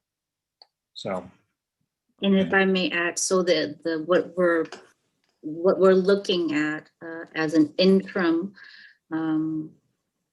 between the California bike improvements coming up and future improvements with what's could happen with the grade separation. Right. And look, this is the last thing I'll say. Look, I realize that there's a grade separation coming that we'll throw all the cards in the air and shuffle them again. But we don't know when that grade separation will happen. It could be several years, and there could be a couple different generations of high school students who have to get back and forth to BHS in the interim. So even if it is temporary and not our optimal endpoint, I just would really urge, as we move forward with these top priorities of California and Carmelita, that we have some thoughtful connections there, even if we know that it's going to get scrapped once they build that grade set, because that could be, several hundred Burlingame High School kids getting to school every day for their entire tenure in high school, right? So it's what's a temporary blip to us is, someone else's entire life at BHS. And so I hope we put some thought into it. Through the chair, just to further on that one, staff has inquired about trying to even, not necessarily at this location, but say north of Broadway, trying to obtain another head crossing across the tracks. And, it's Caltrain does not want that. It's kind of the indication we've gotten. Plus it's, obviously it's more than just putting in a crosswalk or something, right? There are the gates involved. There's the timing. And that's something they're probably not willing to invest in. And Mr. Wong, I wasn't necessarily suggesting that. That's obviously not a simple fix. I mean, I know that in one of the designs there was a thought of putting an underpass at Carmelita, which I loved. I hope that's still on the table. But even in the meantime, even if it's just kind of being thoughtful about how to get people from whatever the bike facility is on California across the tracks and through, whether it's, I mean, if there is a bike lane on California, that's a big win. that alone is a big win. But right now we've got this parking lot there and a hedge and, and so if there was any way to just thoughtfully get people through that without reinventing the entire facility in the short term, I just think I would hope that we invest time and thought into that. I'm satisfied with your answer if we can, in order to just go to the people who have hands raised. Commissioner Lee, I see you have your hand raised, and then there's Mr. Beal. Mr. Beal's appeared, so we can go to him as well. So Commissioner Lee, you please proceed. Yes, thank you. I would like to suggest when we look at this priority list of projects, the first 5, BPAC seems to be fine with that. I'm suggesting that we, out of the remaining short-term projects, we pull out of that and put it in with the upper Q as number 6, 7, and 8. I'm suggesting we would put in Truesdale bike lanes as number 6 to connect from California Drive up to Skyline with bike lanes. So it would be pulled out of remaining short-term projects. So it'd be number 6 on the list, but it would still be pulled out. It wouldn't be in the muck with the $8 million in the muck. I'm also suggesting that we pull out California Drive project from Oak Grove South to Peninsula Avenue, so that we actually would have that as number 7 on our priority list, so that it's pulled out of the remaining short-term projects is the point of my story. So that it'd be great if we could have that north-south route all the way from BART to go down to meet up with the brand new bike lanes down in San Mateo on California Drives, that we had a through north-south route. That would be the only one in the city that goes all the way up and all the way down. So to pull that also out of the remaining short-term projects. And then also going back to your point, Chair, to pull out of short-term projects to redesign the intersection, replan the California Drive, Carolan Drive, and Broadway, figure out how we could more easily get bikers, to cross from California to Carolan or Carolan to California on Broadway. There must be something we can do. That's what, consultants and traffic engineers figure that out, but to pull that out of the list, because we do have these bike lanes and they have this massive roadblock in between caused by the Caltrain tracks. So I'm just suggesting we pull those out of short-term projects and put them up on the official priority list. And then when are we going to discuss pedestrian? Is that going to be the next subject we bring up? Because we haven't really hit on that, just to look at the pedestrian list. So that's my suggestion for the bikes, is that we just pull out of that remaining short-term projects 3 of the projects and put them on the real list. And then when are we doing pedestrian? Because we haven't seen that list of projects yet. The priority list of pedestrian. But that's my bike suggestions. Can I ask, when we talk about California Drive and we say 8.5, are we limiting that to just Broadway to Oak Grove, or is that looking at California more broadly? It's California all the way to Peninsula is under 8, has a priority score of 8.5. Got it. So in a sense, there's nothing to pull out because it's already number 1. Okay, good. Good to know. And so there was Truesdale, there was the California, and Commissioner Lee, the other one.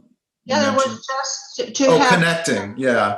Connecting. Yeah. Look at that whole intersection, just so you can get east-west, going either direction, north-south or south-north. Yeah. And have it designed for it, so bikes are designed in mind with it. Like, I don't have the solution. Yeah.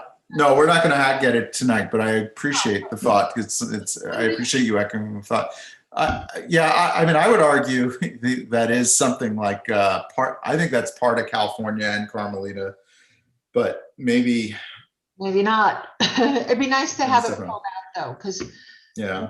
said, I mean, if you live in that part of town, how do you get over, if your 14-year-old's riding BHS, how's that son or daughter going to get over to the Carol Ann bike lanes comfortably without, having to push to become a pedestrian?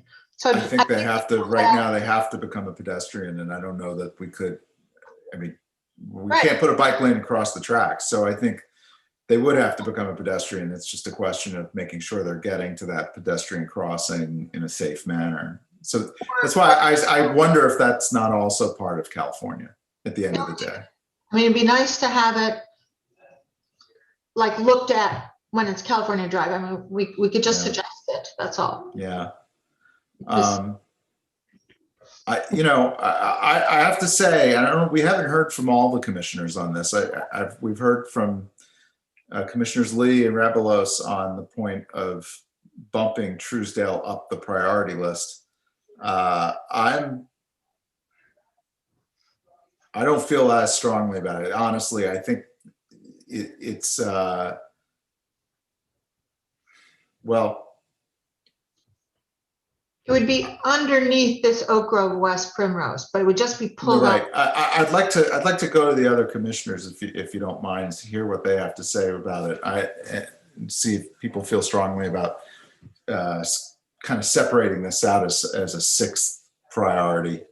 Commissioner Israelit, I see your hand up. Oh, just about the pedestrian thing. Are we doing that second now?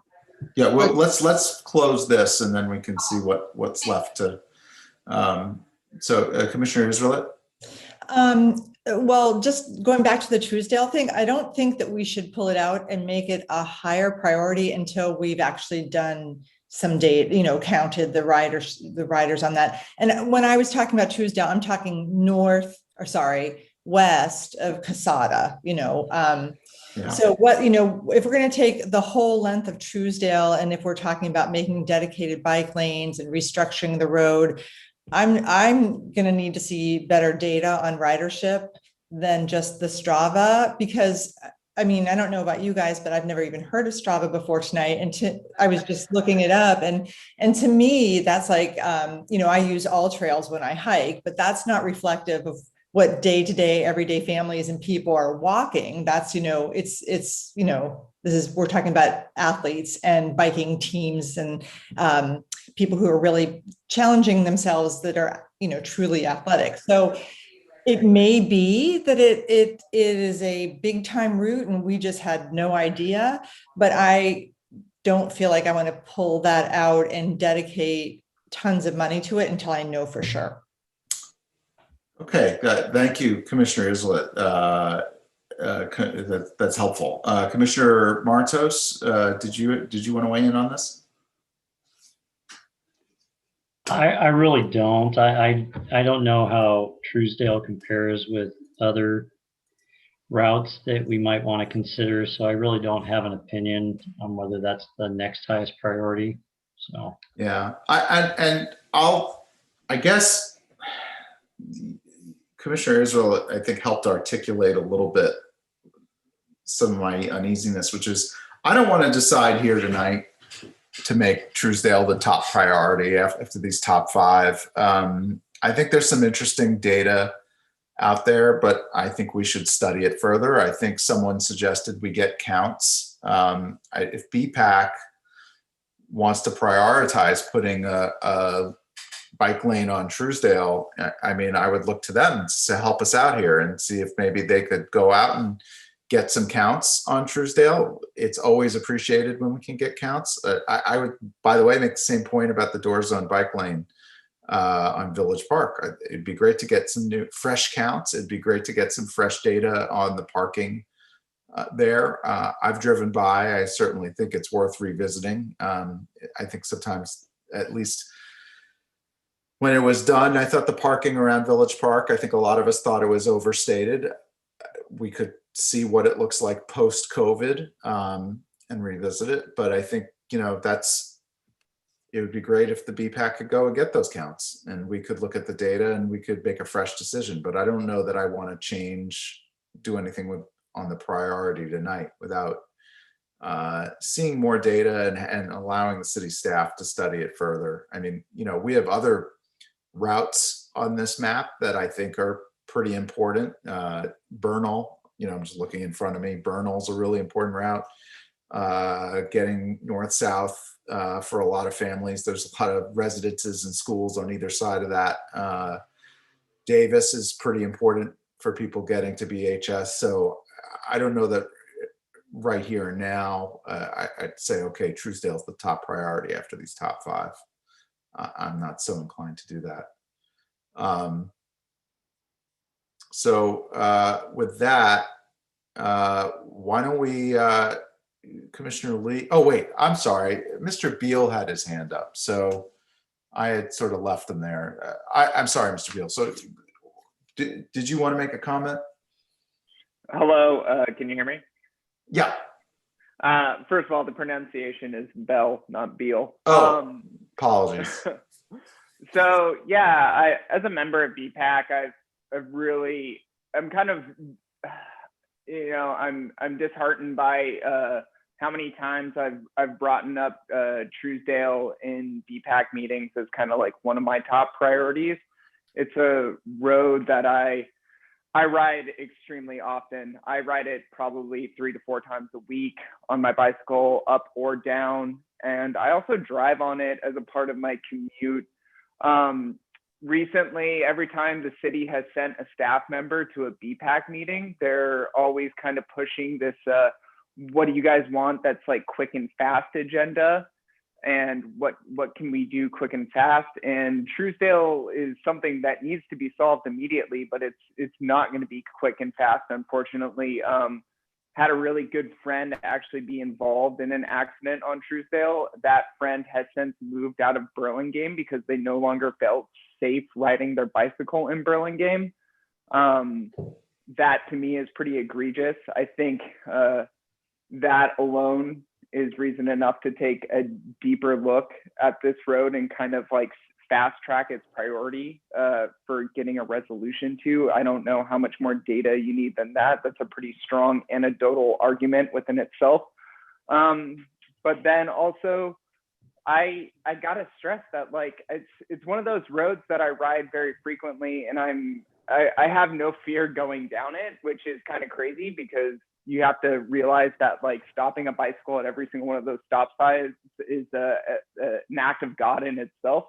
But going up it is my biggest concern because of the parking situation. I fear getting doored while going up Truesdale. That's probably one of my greatest concerns. And if I don't get doored and I have to swerve to avoid it, getting hit from behind because of how fast cars are allowed to travel with the 2-lane system and how cars can get pinched between each other with those 2 lanes of traffic going up the hill. It makes for a really, really dangerous situation for uphill riders. When Israel talked about, strong recreational riders, I've been racing my bike across the country for the past decade almost, and I'm one of those strong recreational riders, I would say, but there's no amount of strength can stop you when there's a door to your right and a car to your left. I would hate to be hit again by a car in Burlingame, but if I had to take a guess which road it would be on, it'd probably be Truesdale. So, I mean, it's disheartening to be stuck in like this process of like prioritizing things, because I mean, I go to BPAC meetings monthly and it's all about prioritizing or how are we going to attack this ever since the Bike Pen Master Plan came out. And there's been very little action. And that's, it's kind of, it's broken my trust in the system.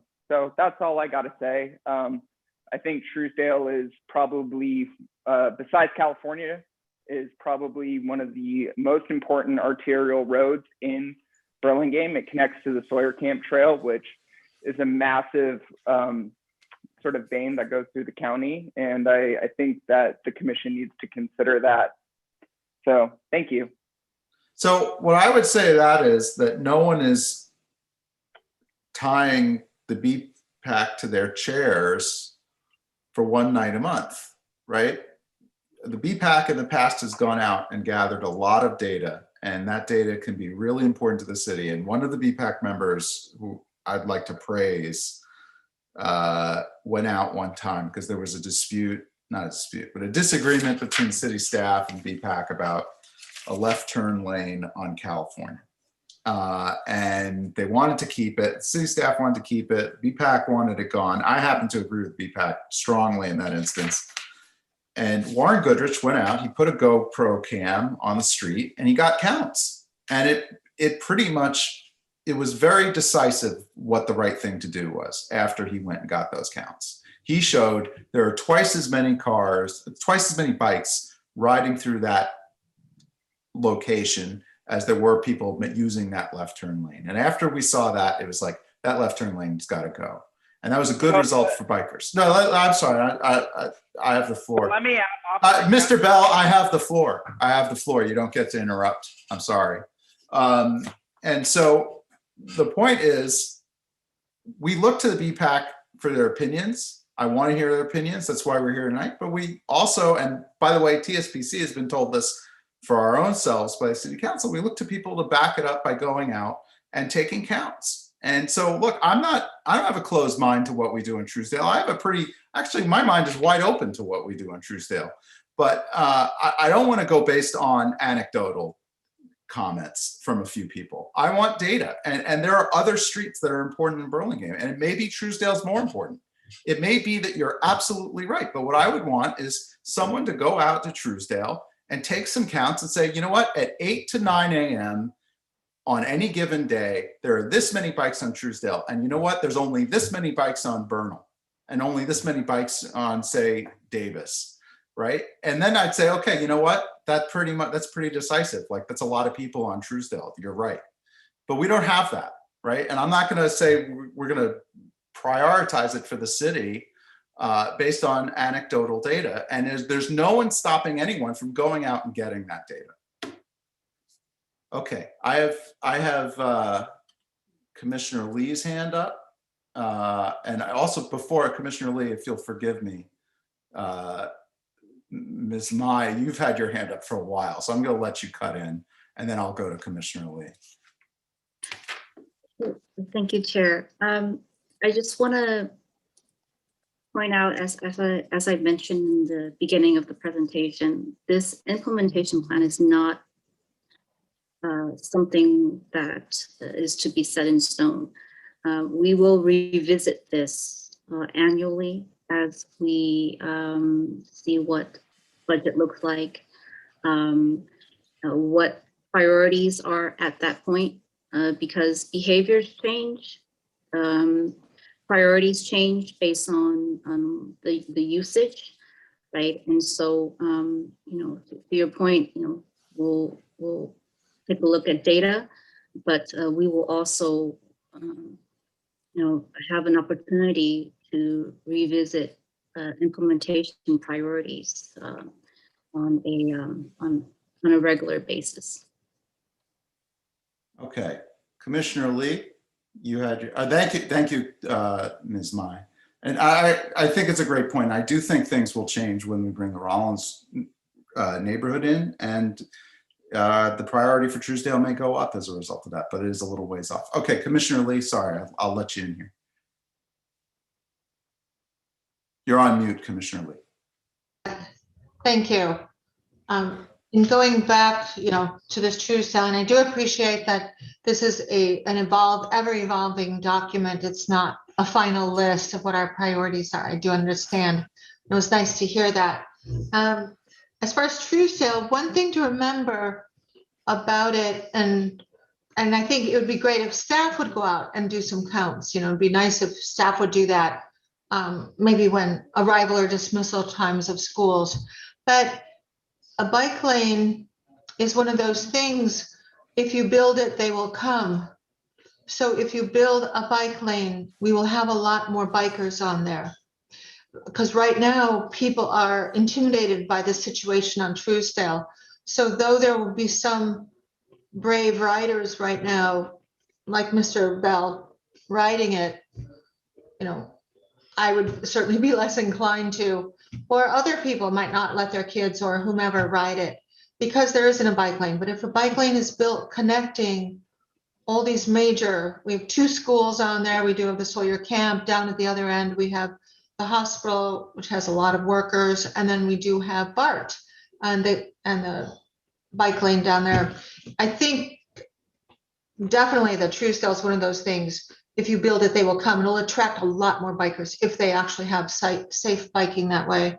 And the other thing, maybe this committee could discuss for the short term to try to make it better. We were pretty much all in shock about the 35 mile per hour. Is there a way we could recommend that the city look at reducing Truesdale for now?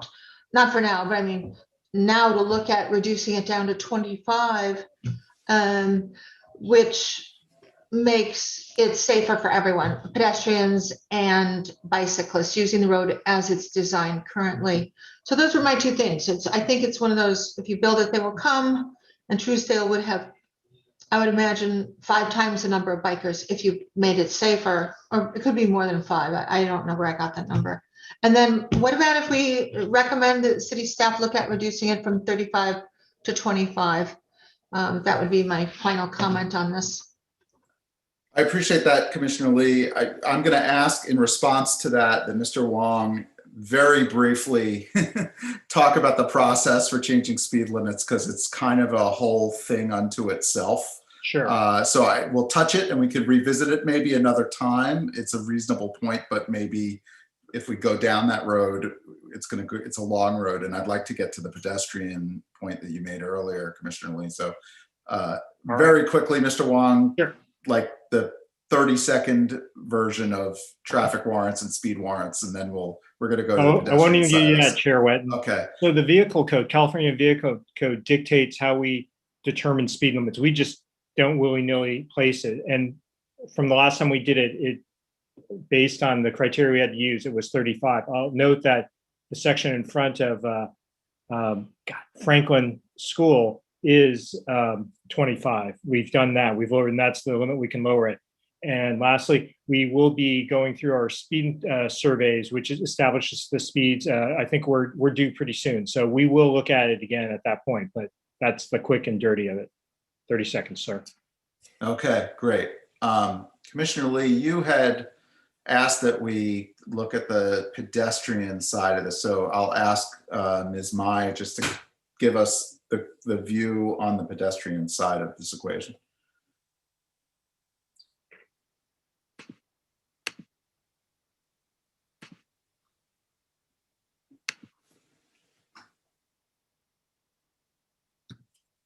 I think this slide is, this slide is more appropriate. Again, there were 83 locations that were identified in the master plan, and these highlighted in yellow here were identified as having the higher priority.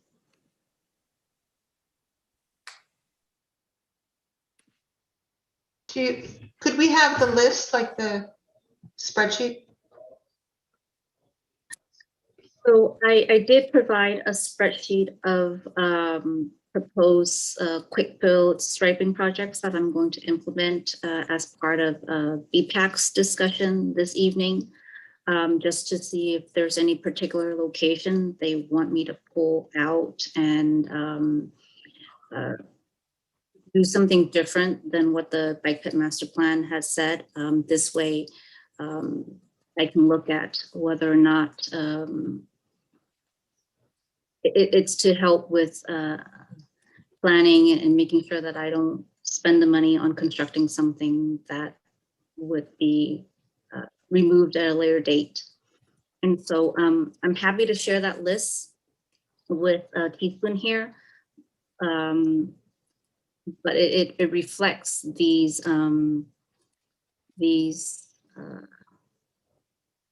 highlighted areas. So this is taken from the Bike Pit Master Plan, and it's taken from just striping improvements, and the locations and the scope of work reflects can find reflects the priority list that's in the master plan. So I'll put them side by side. Okay, it might be just easier, yeah, if you could provide that separately and people can review it. I think, given the time, we're not going to really be able to do much real time here. So it's the focus is, other than El Camino Real, we are looking at doing the improvements, the striping improvements with the existing funding that we have, where it overlays with high priority locations. Commissioner Lee, did you have another question? Yes, thank you, Chair. My question is, after those, one thing about the list we saw for the striping plans that we currently have the 100,000 for, I think. I wanted to just call off that list, going back again to our Howard and Lorton. Could we have that list back up, please? The Howard and Lorton. Remember, Howard and Lorton is the intersection where pedestrians will be crossing from the new parking structure. And that, I believe, is one of our top pedestrian hit intersections in the city. See it as number 20 on here, which I believe we have the money to do all of these. Am I correct? So even though it's number 20, it's not 20th. They're all going to be done, if I'm not mistaken.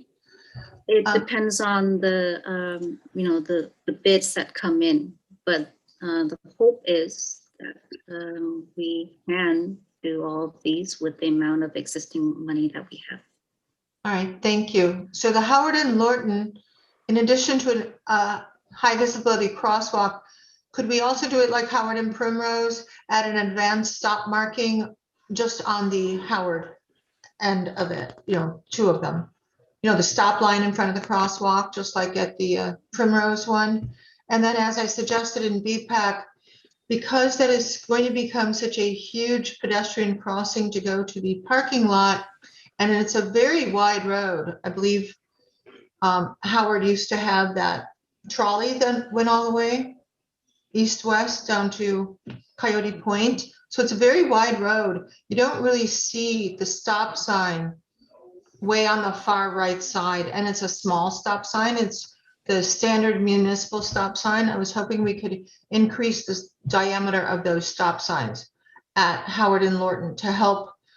As I said, it's one of our top pedestrian hit intersections in the city, if you look at the Switters. So just to improve it further beyond high visibility crosswalk, add advanced stop marking, and then look at the requirements to increase the size of those two stop signs there to the larger one, like you said, at the candy store or over by the ASPCA. There's a big one on Rollins.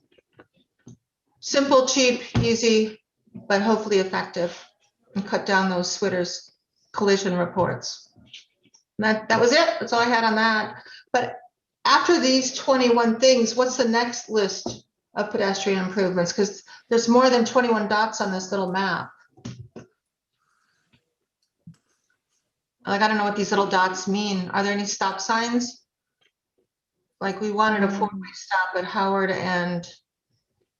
So it's a little hard to see, Yeah. but the corresponding color reflects the proposed improvements. So anything with an orange is crossing improvements. The purplish color is signal, and so on and so forth. And with, sorry, so here is a list of upcoming projects, well, current and upcoming projects. So as far as pedestrian improvements, we are looking at doing improvements to the Burlingame Station, which we received 600,000 in grant fund for that. There will be pedestrian improvements related to the California Oak Grove traffic signal. The citywide pedestrian improvement, that's the striping one that we kind of looked at, the list that we looked at. And then we're also going to, depending on available funding, we can look at improvements to the east side of California Burlingame Avenue intersection. Isn't that what our grant was for? The grant is for Burlingame Avenue, East Lane, Burlingame Avenue. The one I just spoke of is the California Drive, Burlingame Avenue intersection, but the east side of that intersection. For the Burlingame Plaza. Oh, okay. Okay, the train station plaza. Mhm. Okay. And that's fall of 22, or is that something different? Is that what I'm looking at? The hope is it depends on available funding, but that would be the next, the estimated timeframe of what we hoped to have improvements completed. Okay, so that's about 30 projects, but our numbers go up to number 85. Right on these circles. Similar to the bike route projects, we wouldn't do all of them at once because some require further analysis, study, and some can be incorporated where we can with resurfacing projects. So we can look at what locations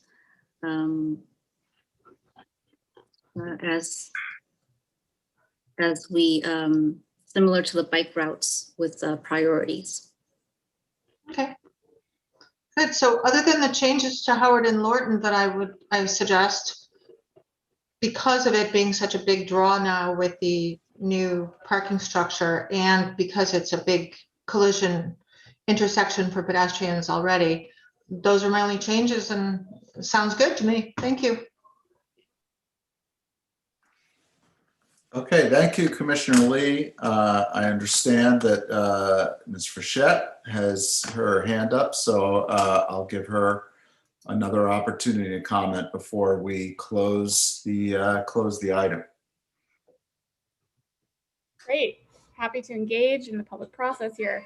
I cannot stress how important it is if if commissioners here, and I'm not going to call them out, but I think it's incredibly clear who they are, insist on weaponizing data, you have to be clear on how you're using it to make decisions. Because I feel if you go down that route, we're going to wind up in this place where you just want to make decisions based on the current demand or the current use of certain infrastructure or certain roads, and it just that goes against every best practice we know about urban design.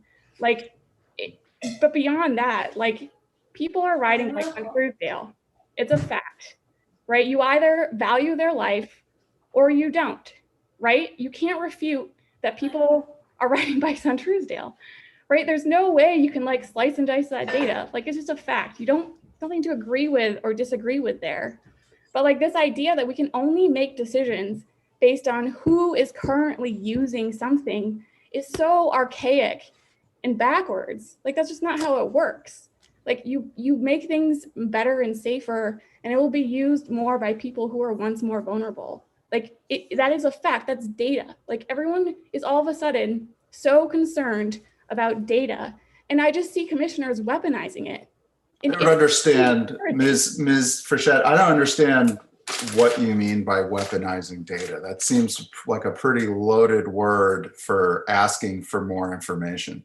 No, to me. You're saying that you're getting a lot of community input that there's a need for safe bike infrastructure on Truesdale, and through the bike ped master plan, there's a majority support for improving that road already.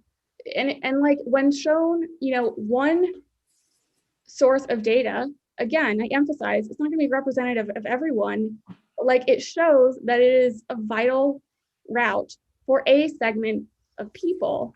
And like if you're saying that's not good enough, I don't know how you intend to use data to make decisions. And the fact that, we've had conversations one-on-one about your personal view on what data means, and that was quite a whirlwind, but like, you can't say that you want data and then you get it and then you keep shifting the goalposts. That is what weaponization means, right?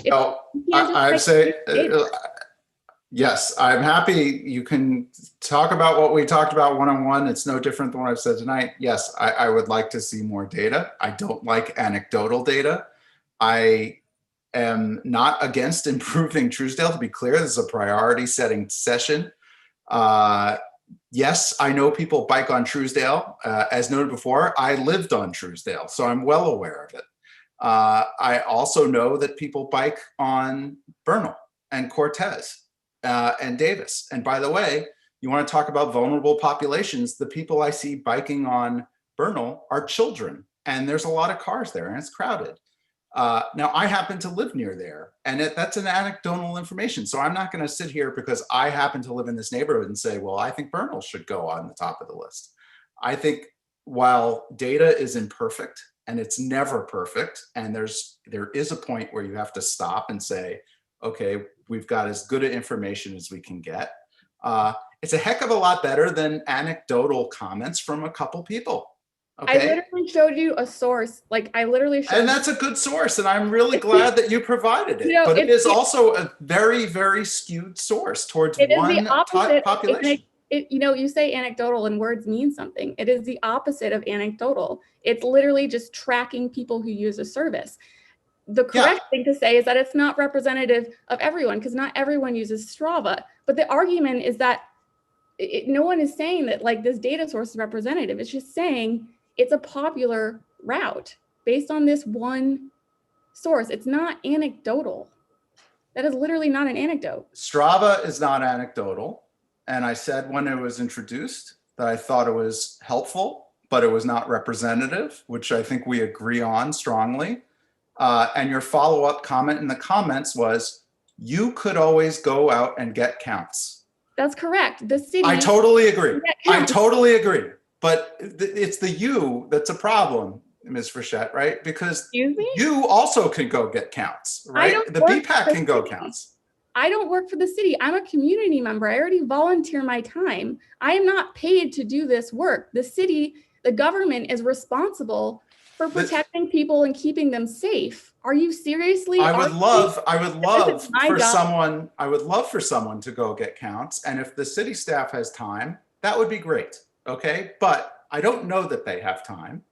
And the city staff does not work for me.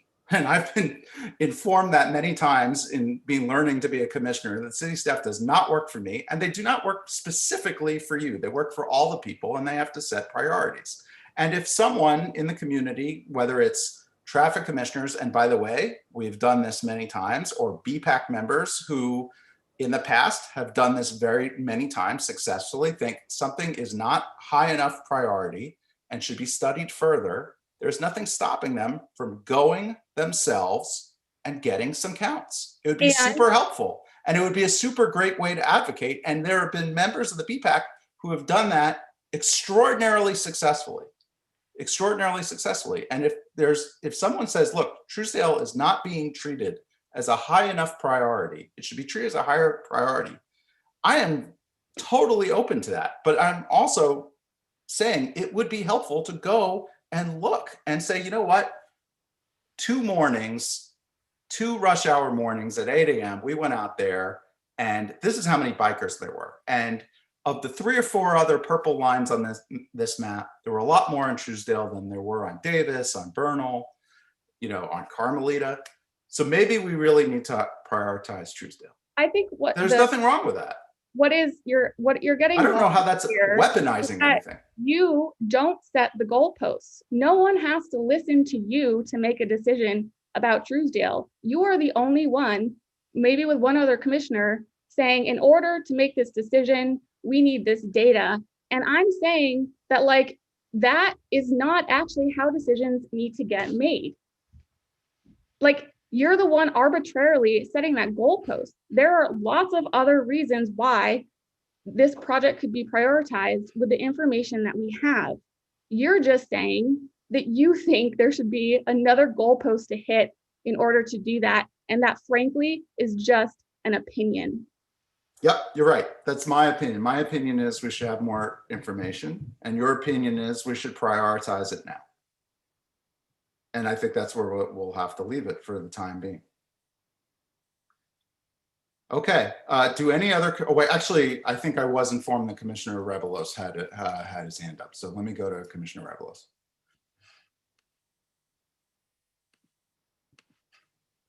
Hey, thank you. So I just wanted to, about the pedestrian portion here. I think that Commissioner Lee makes an excellent point about Howard and Lorton. Interestingly enough, the last 2 days, I did the 2-mile walks around. I literally drove my car down to Howard and Lorton, parked on the street, and then walked the blocks and did 2 miles yesterday and the day before. And part of that walk, I did something I really don't like to do, which is to cross Howard. And I've always sensed that it was a little bit problematic, and I always look double check when I cross the road. But I did, I think the point about the parking garage is tremendously important. And let me give you an anecdotal story. This happened just yesterday. I was doing my walk. It was about 5:30. Actually, I made a note. I think it was 6 o'clock. It was 6 p.m., just before 6 p.m. The sun was to the north, kind of northwest. And it was the road one west of Lorton. What's the name of that one? Is that Park? Yeah.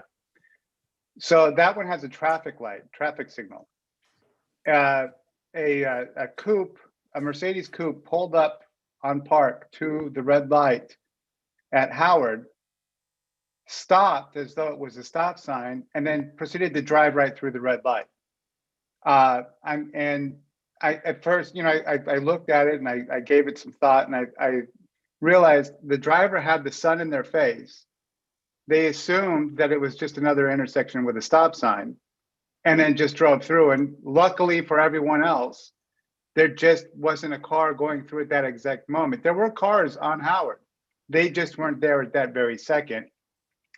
And obviously I was a pedestrian, and I was not crossing Park at that point. I was crossing Howard. No, I wasn't crossing. I was walking up Howard. But the point is I've seen it a number of times in my walks where Howard cars are blowing through the stop signs, or sometimes not even realizing the stop signs are there. And I'm thinking now about that parking garage, and I'm thinking about how I see people reacting when they're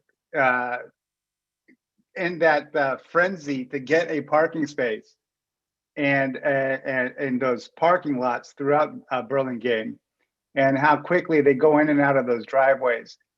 And I'm thinking, I think that is definitely an intersection. I mean, frankly, I probably, if I was a dictator, I would put in traffic lights there, or traffic signals. But I know that that would be a crazy thing to ask, figuratively speaking, right now. But I think the least we could do is put larger, more visible stop signs at that intersection.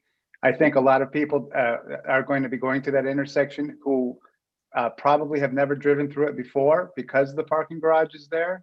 And I think they're going to be in a frenzy to park. They're going to be late for dinner. They're going to be late for their lunch, and frustrated with the traffic that's going to build up at that intersection.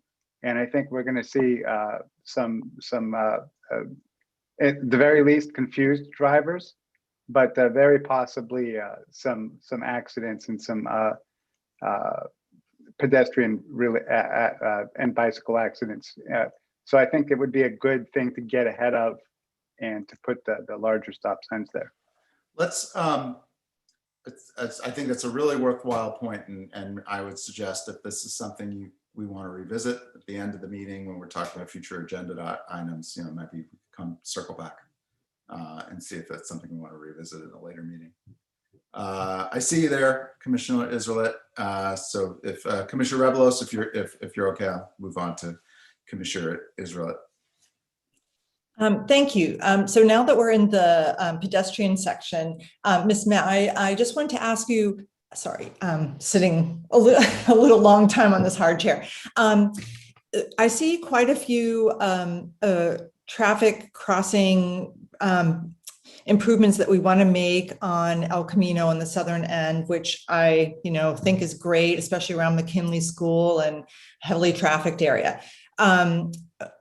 In the past, when we've asked for safer flashing crossings and things like that, it's always come down to the fact that Caltrans has to implement those, and we as a city are not able to do that. So if you could just briefly comment and explain what you think we can do on El Camino to as a city, or are we going to be working with Caltrans to strongly suggest, even stronger than usually, that we need something safer at those intersections? Through the chair, maybe I'll be a little bit more on that one, since I've been continually trying. We've continued, even though, let's see, a few years ago, Caltrans did improve the corridor, El Camino corridor, for pedestrians. And in Millbrae and in San Mateo, they did some hawks, they did some beacons. Pressed on why we didn't have any of these, they put up signs and increased the high visibility crosswalk, and that's the extent they were willing to do. And since then, we've been contacted by other residents. We've continued to push that dialogue. Hey, can Caltrans install a flashing beacon? And they continually, and maybe they're waiting for the El Camino renewal project, but that's their stance now. And as we pointed out, as on the commission previously, we're to El Camino Floribunda, we can't do it. We can't go in the right of way. All we can do is just keep asking and trying to push it with it. And sorry, and this is a sore point for today, but data, right? We have a collision history, something needs to be done, but nothing has tripped those yet. So. Well, thank you for persisting. And as we saw in Millbrae, even when a high school student was hit by a car and was in a coma, it still took them Caltrans 8 years to install and a lawsuit that they lost to install those lights. So I'm hoping they'll do it as part of the El Camino project, but it seems, I don't know what the timeline is for that. Again, like, Commissioner Chair Wetton was saying, there might be whole generations of school kids that are crossing the street before we get to do anything to make it safer there. But thank you. And thank you for persisting. Just know that I appreciate it. Thank you.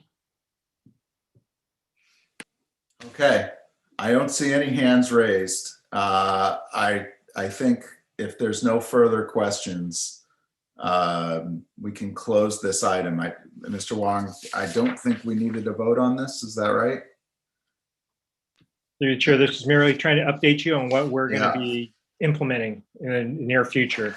Yeah, and look, I'm happy to revisit some of the finer points here. I'm happy to revisit Truesdale. I'm certainly happy, as I mentioned, Commissioner Rebelos and Commissioner Lee, Lorton, Howard. I think if we want to put something on the agenda for those locations, and frankly, the door zone bike lane on California, if we want to revisit those and get more information, I'm happy to put those on the agenda for later meetings and take another look.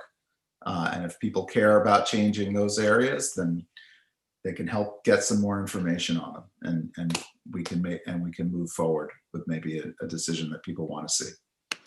And with that, I'm going to close this up. Oh no!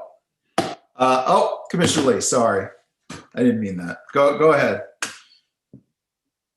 I won't take that personally. No, I didn't know who it was when I said, oh no. Just hoping that perhaps we could just ask staff to look at the two things at Howard and Lorton, which would be see if it qualifies for a larger stop sign, and then because there's some qualifications I know that are involved, and then also just to add on the list to put in it's probably about $200 more to paint the stop line in front of the crosswalk, and I don't think that's controversial in any way. I would hope not. To just add that to the list that Ms. May has. Through the chair, already we've taken note of that, and we'll take a look at it, and we'll talk about it in the next couple of days between Alicia and myself. Perfect. Thank you very much. That's all we need. Thanks. Okay. All right. I'm closing this item, and we can move on to item 7. All right. Information items, Mr. Wong. Thank you, Chair Wetton. So kind of go off a couple of these. We'll be seeing some of these at future meetings, but I'm just giving you the quick update. California Drive Bicycle Facility, which Ms. Mai talked about earlier. This is the section of California between Broadway and Oak Grove, doing bicycle facility. This is where we have the grant. Let's see, we're hoping to bring this, actually probably a good chance. We'll bring it to you next month, June, and we'll have a discussion on this. We'll show you the options that we'll kind of go back through it. We'll show you with the bike ped master plan and how we've kind of massage those, and we'll show you what we can do and how it'll look. So we'll have our design team on that one. And then what we hope to do is get some feedback from you folks, make any necessary tweaks we need to do, put it out to the public, and then go to council with what commission, feedback from the commission, feedback to the public. So do we have any questions on this or any comments before I move on to the next? Whoops. If I can go ahead, Chair Wetton. Commissioner Lee. All righty, thank you. Just so we don't have the same issue with this southerly next section of California Drive, I would strongly urge you to really watch those door zones, see what we can do about them, because we don't want this haunting us year after year, as we can hear from some of the BPAC members. And then will that include a road diet for California Drive there? It seems like it's a super wide, super fast road. Actually, we could reduce the speed limit too on that one. But will there be a road diet? I think that was discussed in the past. I just wanted to hear a little bit more. I will leave it up to, we'll show them to you next month, but a road diet is something that was considered. I don't want to get into the discussion on it tonight, but we've been looking at those things, so. All right, anyone else?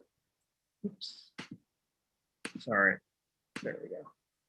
All right, moving on to the next Broadway grade separation project. Again, right now we're working on value engineering, and some of these options we're going to have to present to the city council because they do involve cost and their agreements with the Joint Powers Board. So we'll be presenting that. The date got changed. It was supposed to be later this month, but some things came up and they're going to have to change that date. And once we've got that, we're going to incorporate those in design. Then hopefully we'll come back to you. That's when we'll be able to play. Once we know more about what we can do. Again, this is about one of the bigger things is lowering the roadway. If we don't have to lower the roadway, that opens up options, and then we'll be able to continue on to our design. So kind of on hold, but these are huge impact items. Obviously, we can save construction time, save funds, make a better facility because of that. So once we do that, we'll be able to continue on design, and then hopefully we'll put that in front of you. Same type of thing where we're going to show you kind of how it looks and kind of get your feedback on that. Burlingame Station improvements. We've been working with our consultants on this one. What we hope to do, and it may not be next month, but sometime in the summer, we'll be bringing you this one back, and we'll be showing you options to get input. And before Commissioner Lee asked, yes, we will also be showing there was a proposal by the BPAC. We'll also be showing that, and we'll try to point out trade-offs of each option for you folks. That's just, to try to weigh them fairly. Hoover pedestrian improvements. Again, bids were open on 27th. We got really good bids. We're going to award it at the May 17th meeting at City Council. And again, we're shooting for the small construction window we have during the summer when school's out, not to impact the operations out there.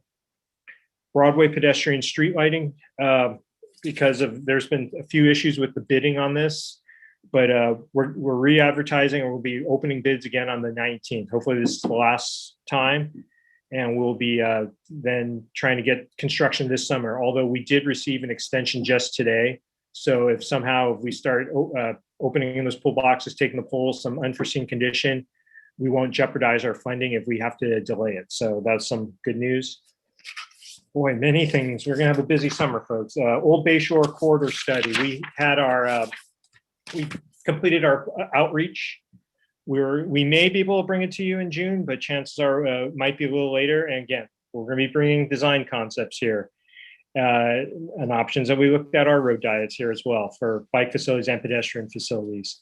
And we'll also give you kind of a gist of what the survey indicated, just so you get that to kind of help support how what the community feels on this. We'll be bringing that to you, hopefully, like I said, in the summer.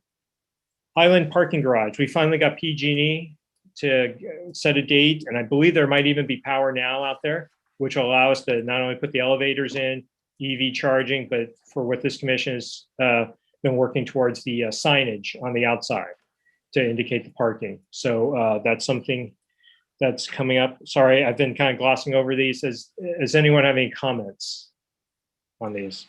All right. The last item is the Peninsula Overcrossing. Council had a meeting on the 19th where they've discussed it, a study session. Again, there's going to be ability for the public, both residents in San Mateo and Burlingame, to make comments on the EIR when it comes out. Right now, there was just a scoping meeting, meaning components they want to have in the EIR. There's usually a standard list, but if there's something different, and you can, I'm interested, I can try to find you the actual contact name, but all I got was it's Miss Tavi Gupta at Caltrans is running that, so they will have that. But also once they complete the EIR, there will be a public hearing, and again, that's when the public responses will be for the record, and that's when you want to make comments. Actually, there's one last thing I have on here. In case you didn't know, John Kavarian at the very end of last meeting, so I wasn't able to update you. For those of you who own Teslas and have been, Lot Y now accepts Teslas. And so I confirmed that with Ms. Segal, so you can now charge there. That is it for the engineer's report. And we will be back with you for the laundry list we have for future agenda items. Great. That's good news. I hadn't heard that. That's good news. All right. So, and that'll be good for the shopping district, right? It'll draw people into charge. Okay. Police reports, Sergeant Perna. Hi, everyone. So police reports. You have the list that I sent you guys, and it was 14 accidents for the month of April. I did want to bring up, I'm sure some of you may have heard, there was a very serious major accident Monday morning at about 4 a.m. on Howard. I'm sorry, on Lorton, right in front of the new parking structure area there. It was unfortunately, it was a fatal accident. It was two teenagers that are traveling at a very high rate of speed. There's not a whole lot of details I could share other than the passenger lost her life, and there was an arrest for a multitude of charges, including hit and run and DUI. So unfortunately, there's not much that could have been done to avoid that collision. But it was one of the worst ones that I've seen, judging by just the impact and the damage to the vehicles and what had happened. So what it looked like preliminarily is just that the vehicle was traveling northbound on Lorton at a very high rate of speed through the stop sign, through the intersection, there's like a dip in the road there, hit the dip in the road, lost control of the vehicle, and then basically slid sideways into a parked vehicle. The parked vehicle then proceeded forward on its own, and then the other vehicle just came to a point of rest, a little bit further northbound from there. So the passenger was transported to the hospital, but unfortunately succumbed to the injuries. So again, I could talk to you guys about that offline if you're interested, or but there's unfortunately, I mean, if you have any questions, I could try to answer them, but there's not much more detail we could give about that one. Sergeant Perna, if I may, I actually would, there were a couple items on the spreadsheet I did want to ask you about specifically. One was, there was one at Paloma, no, I'm sorry, Floribunda and ECR. Right. So I could get into that one. The one on Floribunda and ECR, that was just a rear end accident. Driver had slowed to a stop and the vehicle behind it either was traveling, at an unsafe speed or may have been distracted, but that's not what they said, but that could have been what happened. But it was just a simple rear end accident on El Camino, right near Floribunda. And the other one, if you don't mind, is I noticed there was a vehicle pedestrian accident in Howard and Primrose in the intersection. Howard and Primrose. Oh yes, let me look that up. It was in April, 4:52 p.m.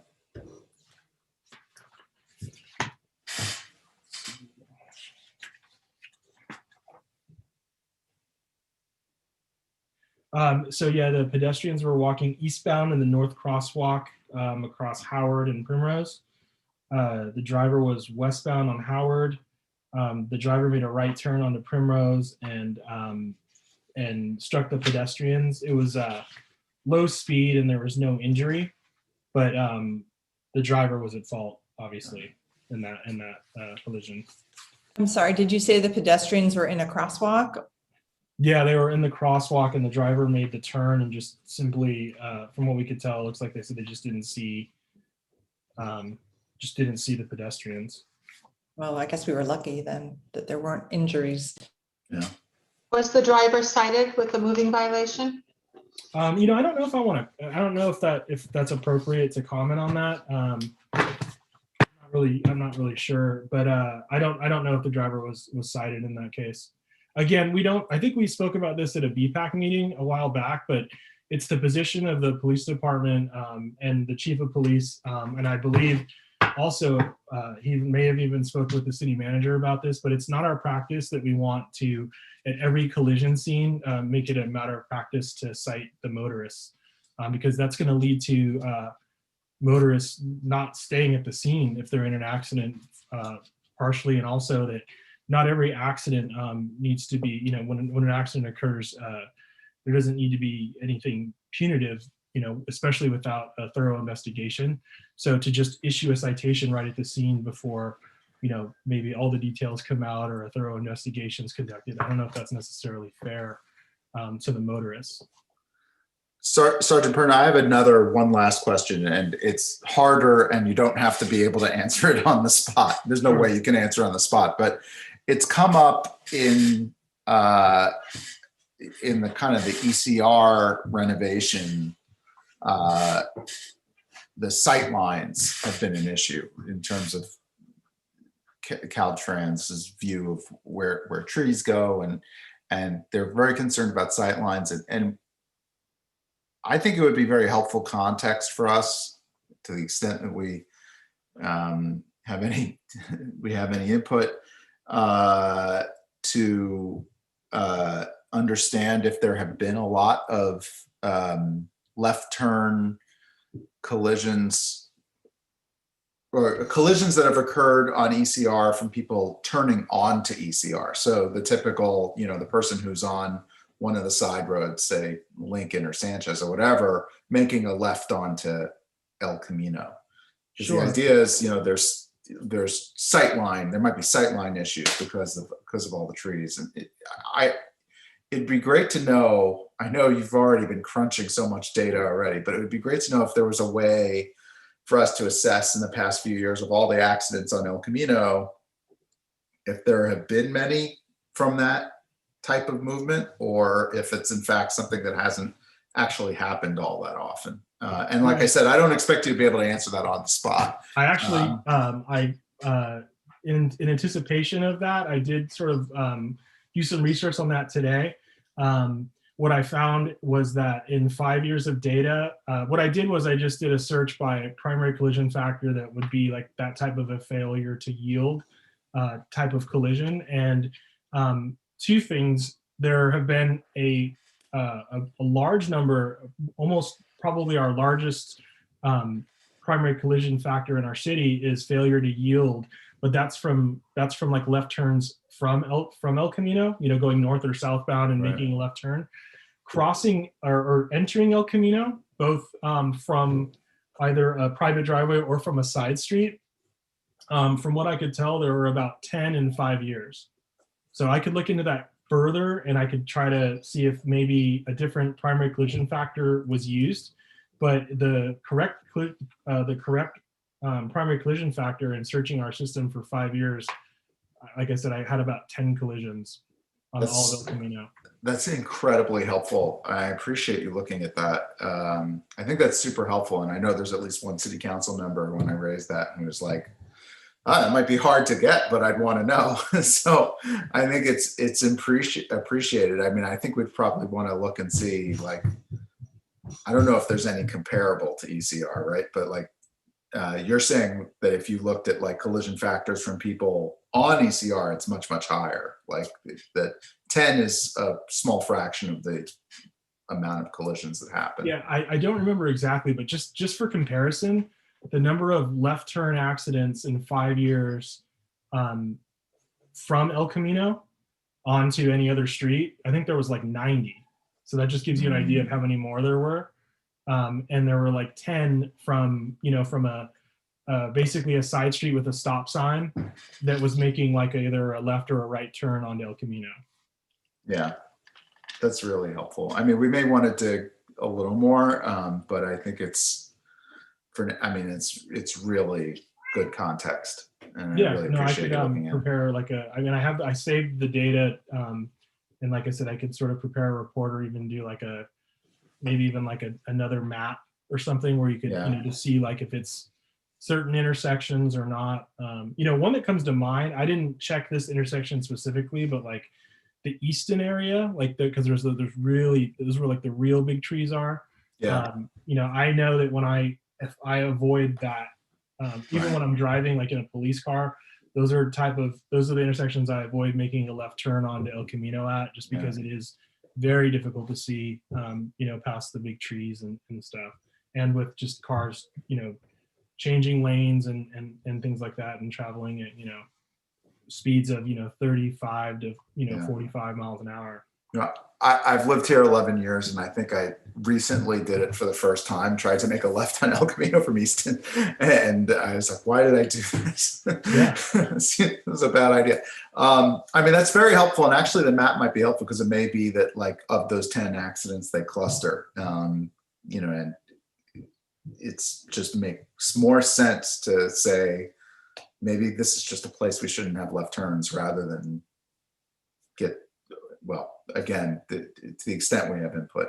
But I think that's really helpful, Sergeant Perna. If any kind of follow-up on that would be really appreciated. And Sure, I'll let the council member know who I was talking to about it, that this data is gettable and we do have at least a high-level sense of it. That was my sense of it just from my recollection of doing this all these years, but I didn't want to just trust that. So I really appreciate it. Does anybody else have anything for Sergeant Perna before we? Okay, Sergeant Perna, thank you very much for the thoughtful report, and we can move on. I think we can skip the farmers market item, and I know we might have some people with commissioners' communications. So, who would like to go? It's a small group now, so you can throw your hand up in the air and I'll see it. All right, Commissioner Rebelos. Hey, it's been I know that I emailed you and asked you if that it was appropriate for me to bring these things up during this portion of the meeting, and you suggested that I do, and now I just got settled into the meeting and I've lost my notes. So pertaining to this. So I did I did have I attended a webinar hosted by VIA and the Southwestern Transit, what is it? The Southwestern Transit, hang on, I have it here. Southwestern Transit Association. And so it was an informational meeting or webinar, But basically what I really didn't acquire much information from this. They had one of the executives from one of the transportation agencies in St. Louis County, and another one from Fort Worth, Texas. And what it was about essentially was this sort of micro or first and last mile on demand transit.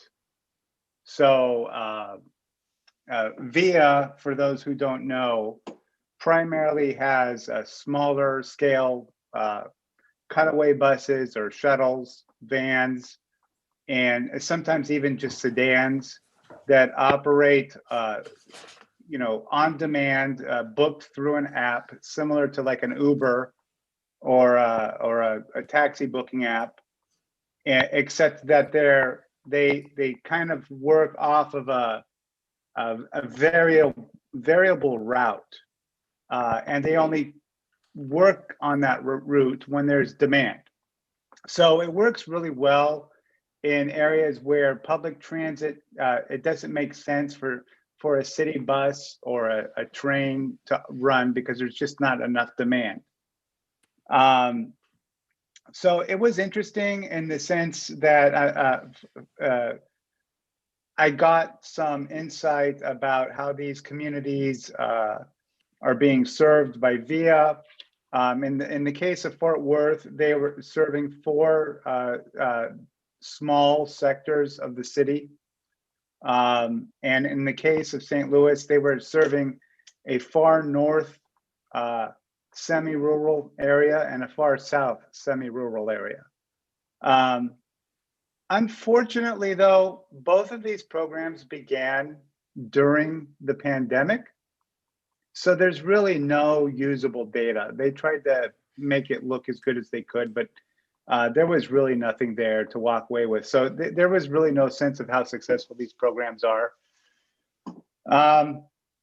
But it's just, I know that and as we come back from the pandemic here in Burlingame, and we look at business coming back and parking maybe being diminished, we look at the development along the Bayfront.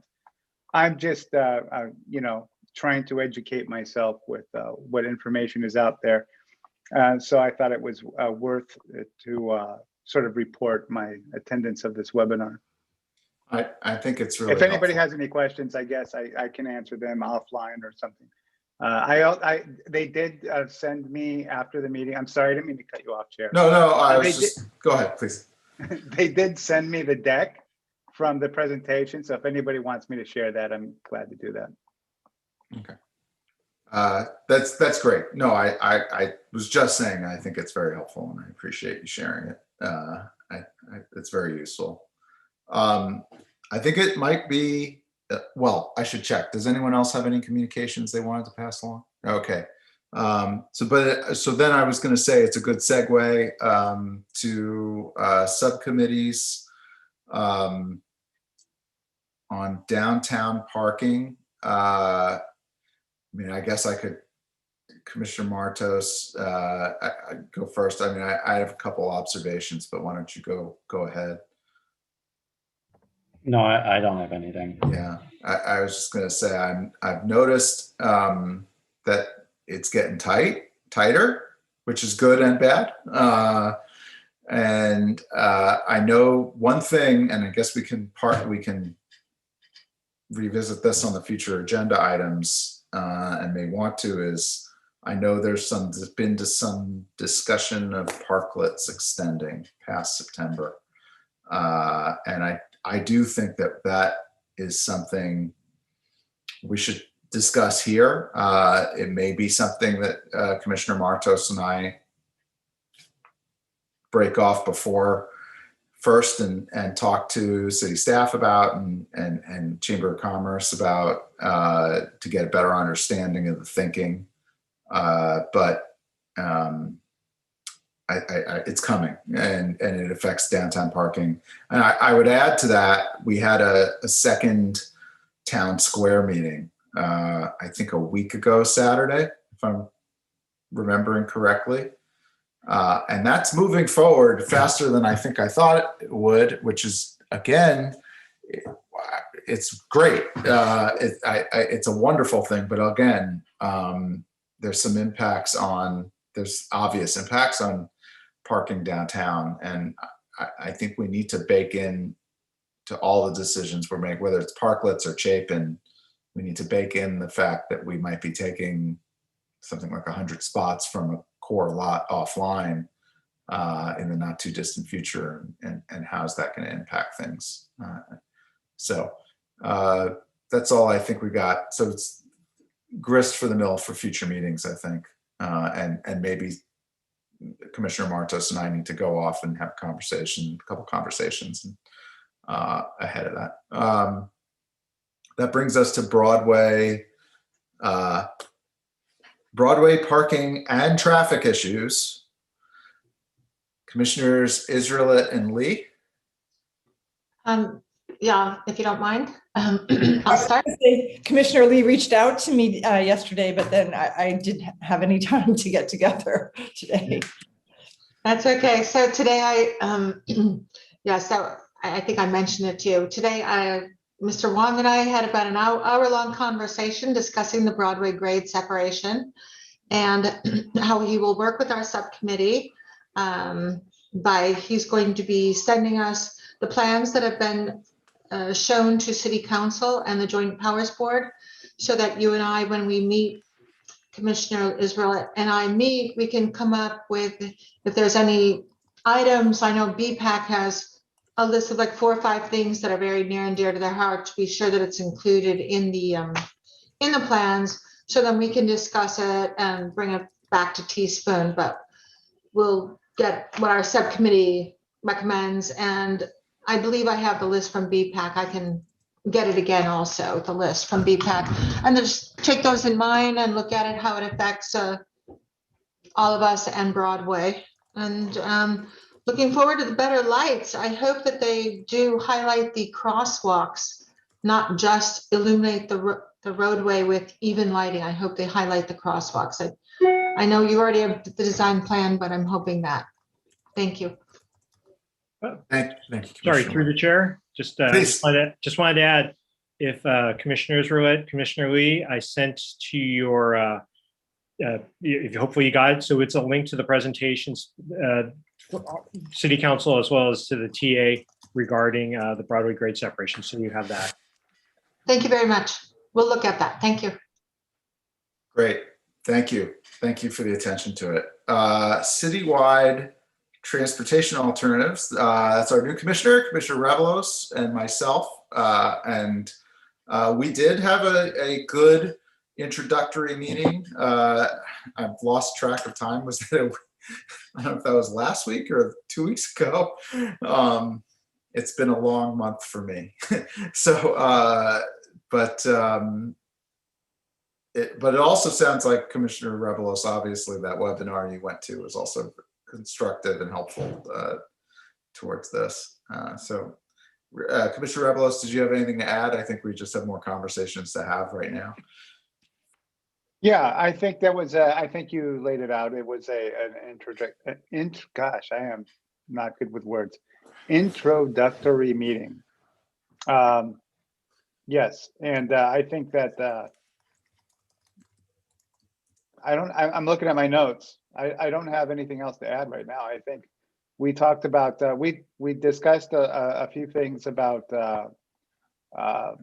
trying to come up with some ideas about, something where residents could get transportation around the city. And some, I guess, I think also with the students getting to the community center, Washington Park, things like that. But very, very early stage conversation. Well, I'm not. Thank you, Commissioner Revelos. I don't have anything to add to that. And then we have well, it says here community bicycle and pedestrian advocacy, but I think in the future we'll just mirror that to the BPAC acronym. This is just BPAC participation. Commissioner Lee, Commissioner Revelos, I mean, 6A is kind of there. You can always chime in on that in the future with the BPAC people present. But if you have anything to add now, you're free to. Just, it's just for 8E. It's the Bicycle Pedestrian Advisory Committee, not advocacy. Right. Okay, thank you. Yeah. Yeah. Next time, we'll get it next time. Okay, future agenda items. So I have a couple, but I'll see if anybody else wants to go first. I just wanted to recall that we had talked about putting the, adjusting the lights on California Drive so that they actually turned and went over the crosswalks after we had the 2 people hit over there on, off California Drive. So that was one of the things we had talked about, having it as a future agenda item. So I just wanted to bring that back up so we don't lose sight of that. Yeah, Mr. Wong, how far into the future do you think that's something you could bring back? Now, are we talking a specific location? Because that's something we could have the courtyard go out, do a light reading, and then see if we need to rotate the lights. But are we talking about a lighting study to see how much it's just want to clarify that. No, not a lighting study. Maybe Sergeant Perrin remembers which intersection those 2 people were hit. Maybe it was December or January. 2 people were hit while crossing in the crosswalk. It was California Drive. Ms. Chair, do you remember what intersection we went and looked at? Because it was one after another there on California Drive.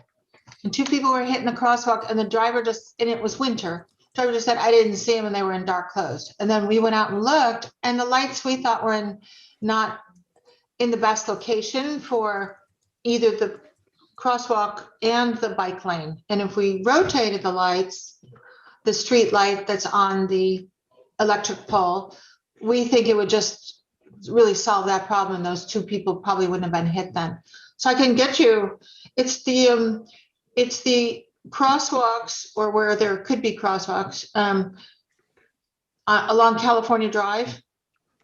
Okay. North of Broadway. All those north of Broadway. That's Yeah. I will check with Sergeant Perna if he's got that, and then we'll take a look at that one. Yeah. Yeah, I didn't realize. I think I misunderstood when you previously brought this up. You were looking at like a lighting study to see what we need to do throughout the city, but that's something different. No, this is something we can look at. The lights 90 degrees, so they're actually over the crosswalk and not. And we'll see, and I'll take a look once we've had the location. Yeah. We'll see how difficult that can be depending on what it is, but we'll take a look at that. So And I will Thank you. give you an update on that. And whatever list you come out with from that, add Dufferin to the list, which I've been calling out for a while. Okay. Because I'll take a look at those. I mean, obviously, but if you can go and look at the lighting light is readings different. and study it, yeah, I mean, Dufferin is worth looking at too, because, well, anyway. But these aren't agenda items, right? Well, we thought it might be, but if it can be handled through I can give you an Yeah. engineer's update. Yeah, with the staff report, we can kind of update you. I've got it on the radar now. Do we have any other agenda items? Commissioner Revelos, Commissioner Israelit? I have a couple, so, all right, so Well, go ahead, please go ahead. All 3 of us I start. think, go ahead. I'll go next. I was just going to say, I'd like the BIS audit to be not next month, but the following month, because I will be, I'm going on my first trip next month. Congratulations. Crested Butte. Okay. Remind me also for July, I'm just want to check. July is not one of those months where Thursday. Oh, it is. Oh, we're the second Thursday in the month. Okay, I'll be back. Okay. So Commissioner Rebelos, sorry, you had something too.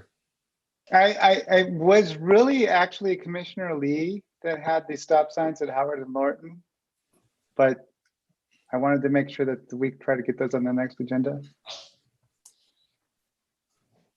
Second. That wasn't a motion, but clearly it has support. So let's try and bump that up to see if, again, take a look. If it turned, well, Mr. Wong, if the city staff could go and take a look and assess what the right next steps for the commission is, maybe you come back with a quick report, and then if there are actions, we can put it on the agenda as a more substantial item. But Okay. if we could get a quick look at it to get started, I think that'd be step one. Sergeant Perna just sent a message to us. It was California Drive in Burlington is where he said folks were warning. That's not north of Broadway. So I just want to. That's not the intersection then. It was north of Broadway. Was it not? It wasn't Rhinette. What's north of Rhinette? We were right there. Juanita is the next one, and then Lincoln, and then I took photos. What month did we do that? Yeah. So well, send it. Yeah. Send it to me and we'll take a look. Yeah. Yeah. Okay. So I had a couple items. One, and we've talked about this is a long running issue. The design of California Drive. People say going to the Broadway light, but really it's the backup. So it's really more than anything, it's between Rhinette and Juanita. Okay. And the lanes, and whether there's a way to reconfigure. We've talked about taking the parking away, and then is there a way to basically get 2 lanes going southbound to alleviate the traffic backups there? Can I request that not be on next month's agenda, since I would really, really like to be present for that discussion, since that was something I brought up. Do you mind? Mr. Wong? And I'll give Mr. Si's working on it now. Just give him a little bit more time. So that's fine. That's on my list. Thank you. Yeah. And then I mentioned the other one I already mentioned is the parklet issue. I think that's not a next month thing either, because I think Commissioner Martos and I probably, that becomes the number one thing on our agenda in our subcommittee, but probably we probably need to be prepared to come back July or August on that, because they're coming up. Well, actually, Mr. Wong, what I'll ask of you is tell us when we got to move on it, or else it'll be too late because the council's going to act. If you could give us kind of a steer, like council's going to act on this in August, so you better come back and look at it in July. And I guess we can talk about this, and maybe we should talk about it sooner and later, just to clarify what you're after on the parklets, right? Because there's a discussion whether they stay longer, and I can give you the numbers of what we have and what will be, what we've lost to parklets, and what we gain with short term on Howard Avenue versus how much we gain in total for the parking garage. And the one number I won't have for you right now is what we're going to lose for the post office. Right. So we can discuss that. I'd like to know just a little bit more of what the direction you want to do. Well, I mean, I think the easy part is taking a tally of how many spots the parklets take and what it costs us and what we have coming online. I mean, it's easy to count parking spaces. What I think is harder is utilization, right? Which is as we're all coming back from COVID, what does it look like in the fall if we've got a bunch of parklets out there, but people are back downtown and we've got real capacity issues. And that's not totally knowable at this point. I think it is possible that the downtown may be more crowded than it was before because people are working from home a lot more, and people who would have normally not been in Burlingame on a Thursday at lunch may be around to have lunch, and things may be, if anything, worse. So I'm a little bit concerned, and I want to make sure we're looking at it and at least one. Through the chair, maybe Yeah, yourself and Vice Chair Martos, we can get together, because I have some, those questions have been asked me recently about numbers, which I provided to the DBID. So maybe we can discuss and see. Yeah, I just want a better idea of what you want presented. Yeah, let's get something on the calendar. We'll get something on the calendar. Chair Martos just went off camera, but I assume he's nodding. He nodded. He nodded. So, okay. Well, I think that covers it. So wait, you have to wait. I have a couple items. I think we'll be throwing it to you. Please. Okay, sorry. All right. Go ahead. Again, mentioned these already in the engineer's report. Old Bay Shore will be coming to you sometime. Definitely California Drive, bike facilities next month. We talked about the Burlingame Station improvements. I had parklets on here at Broadway. Paloma Sanchez will be bringing to you. That's just merely one. It's been a pilot stop sign, and we just need to go through the process so we can get it to council to finalize that.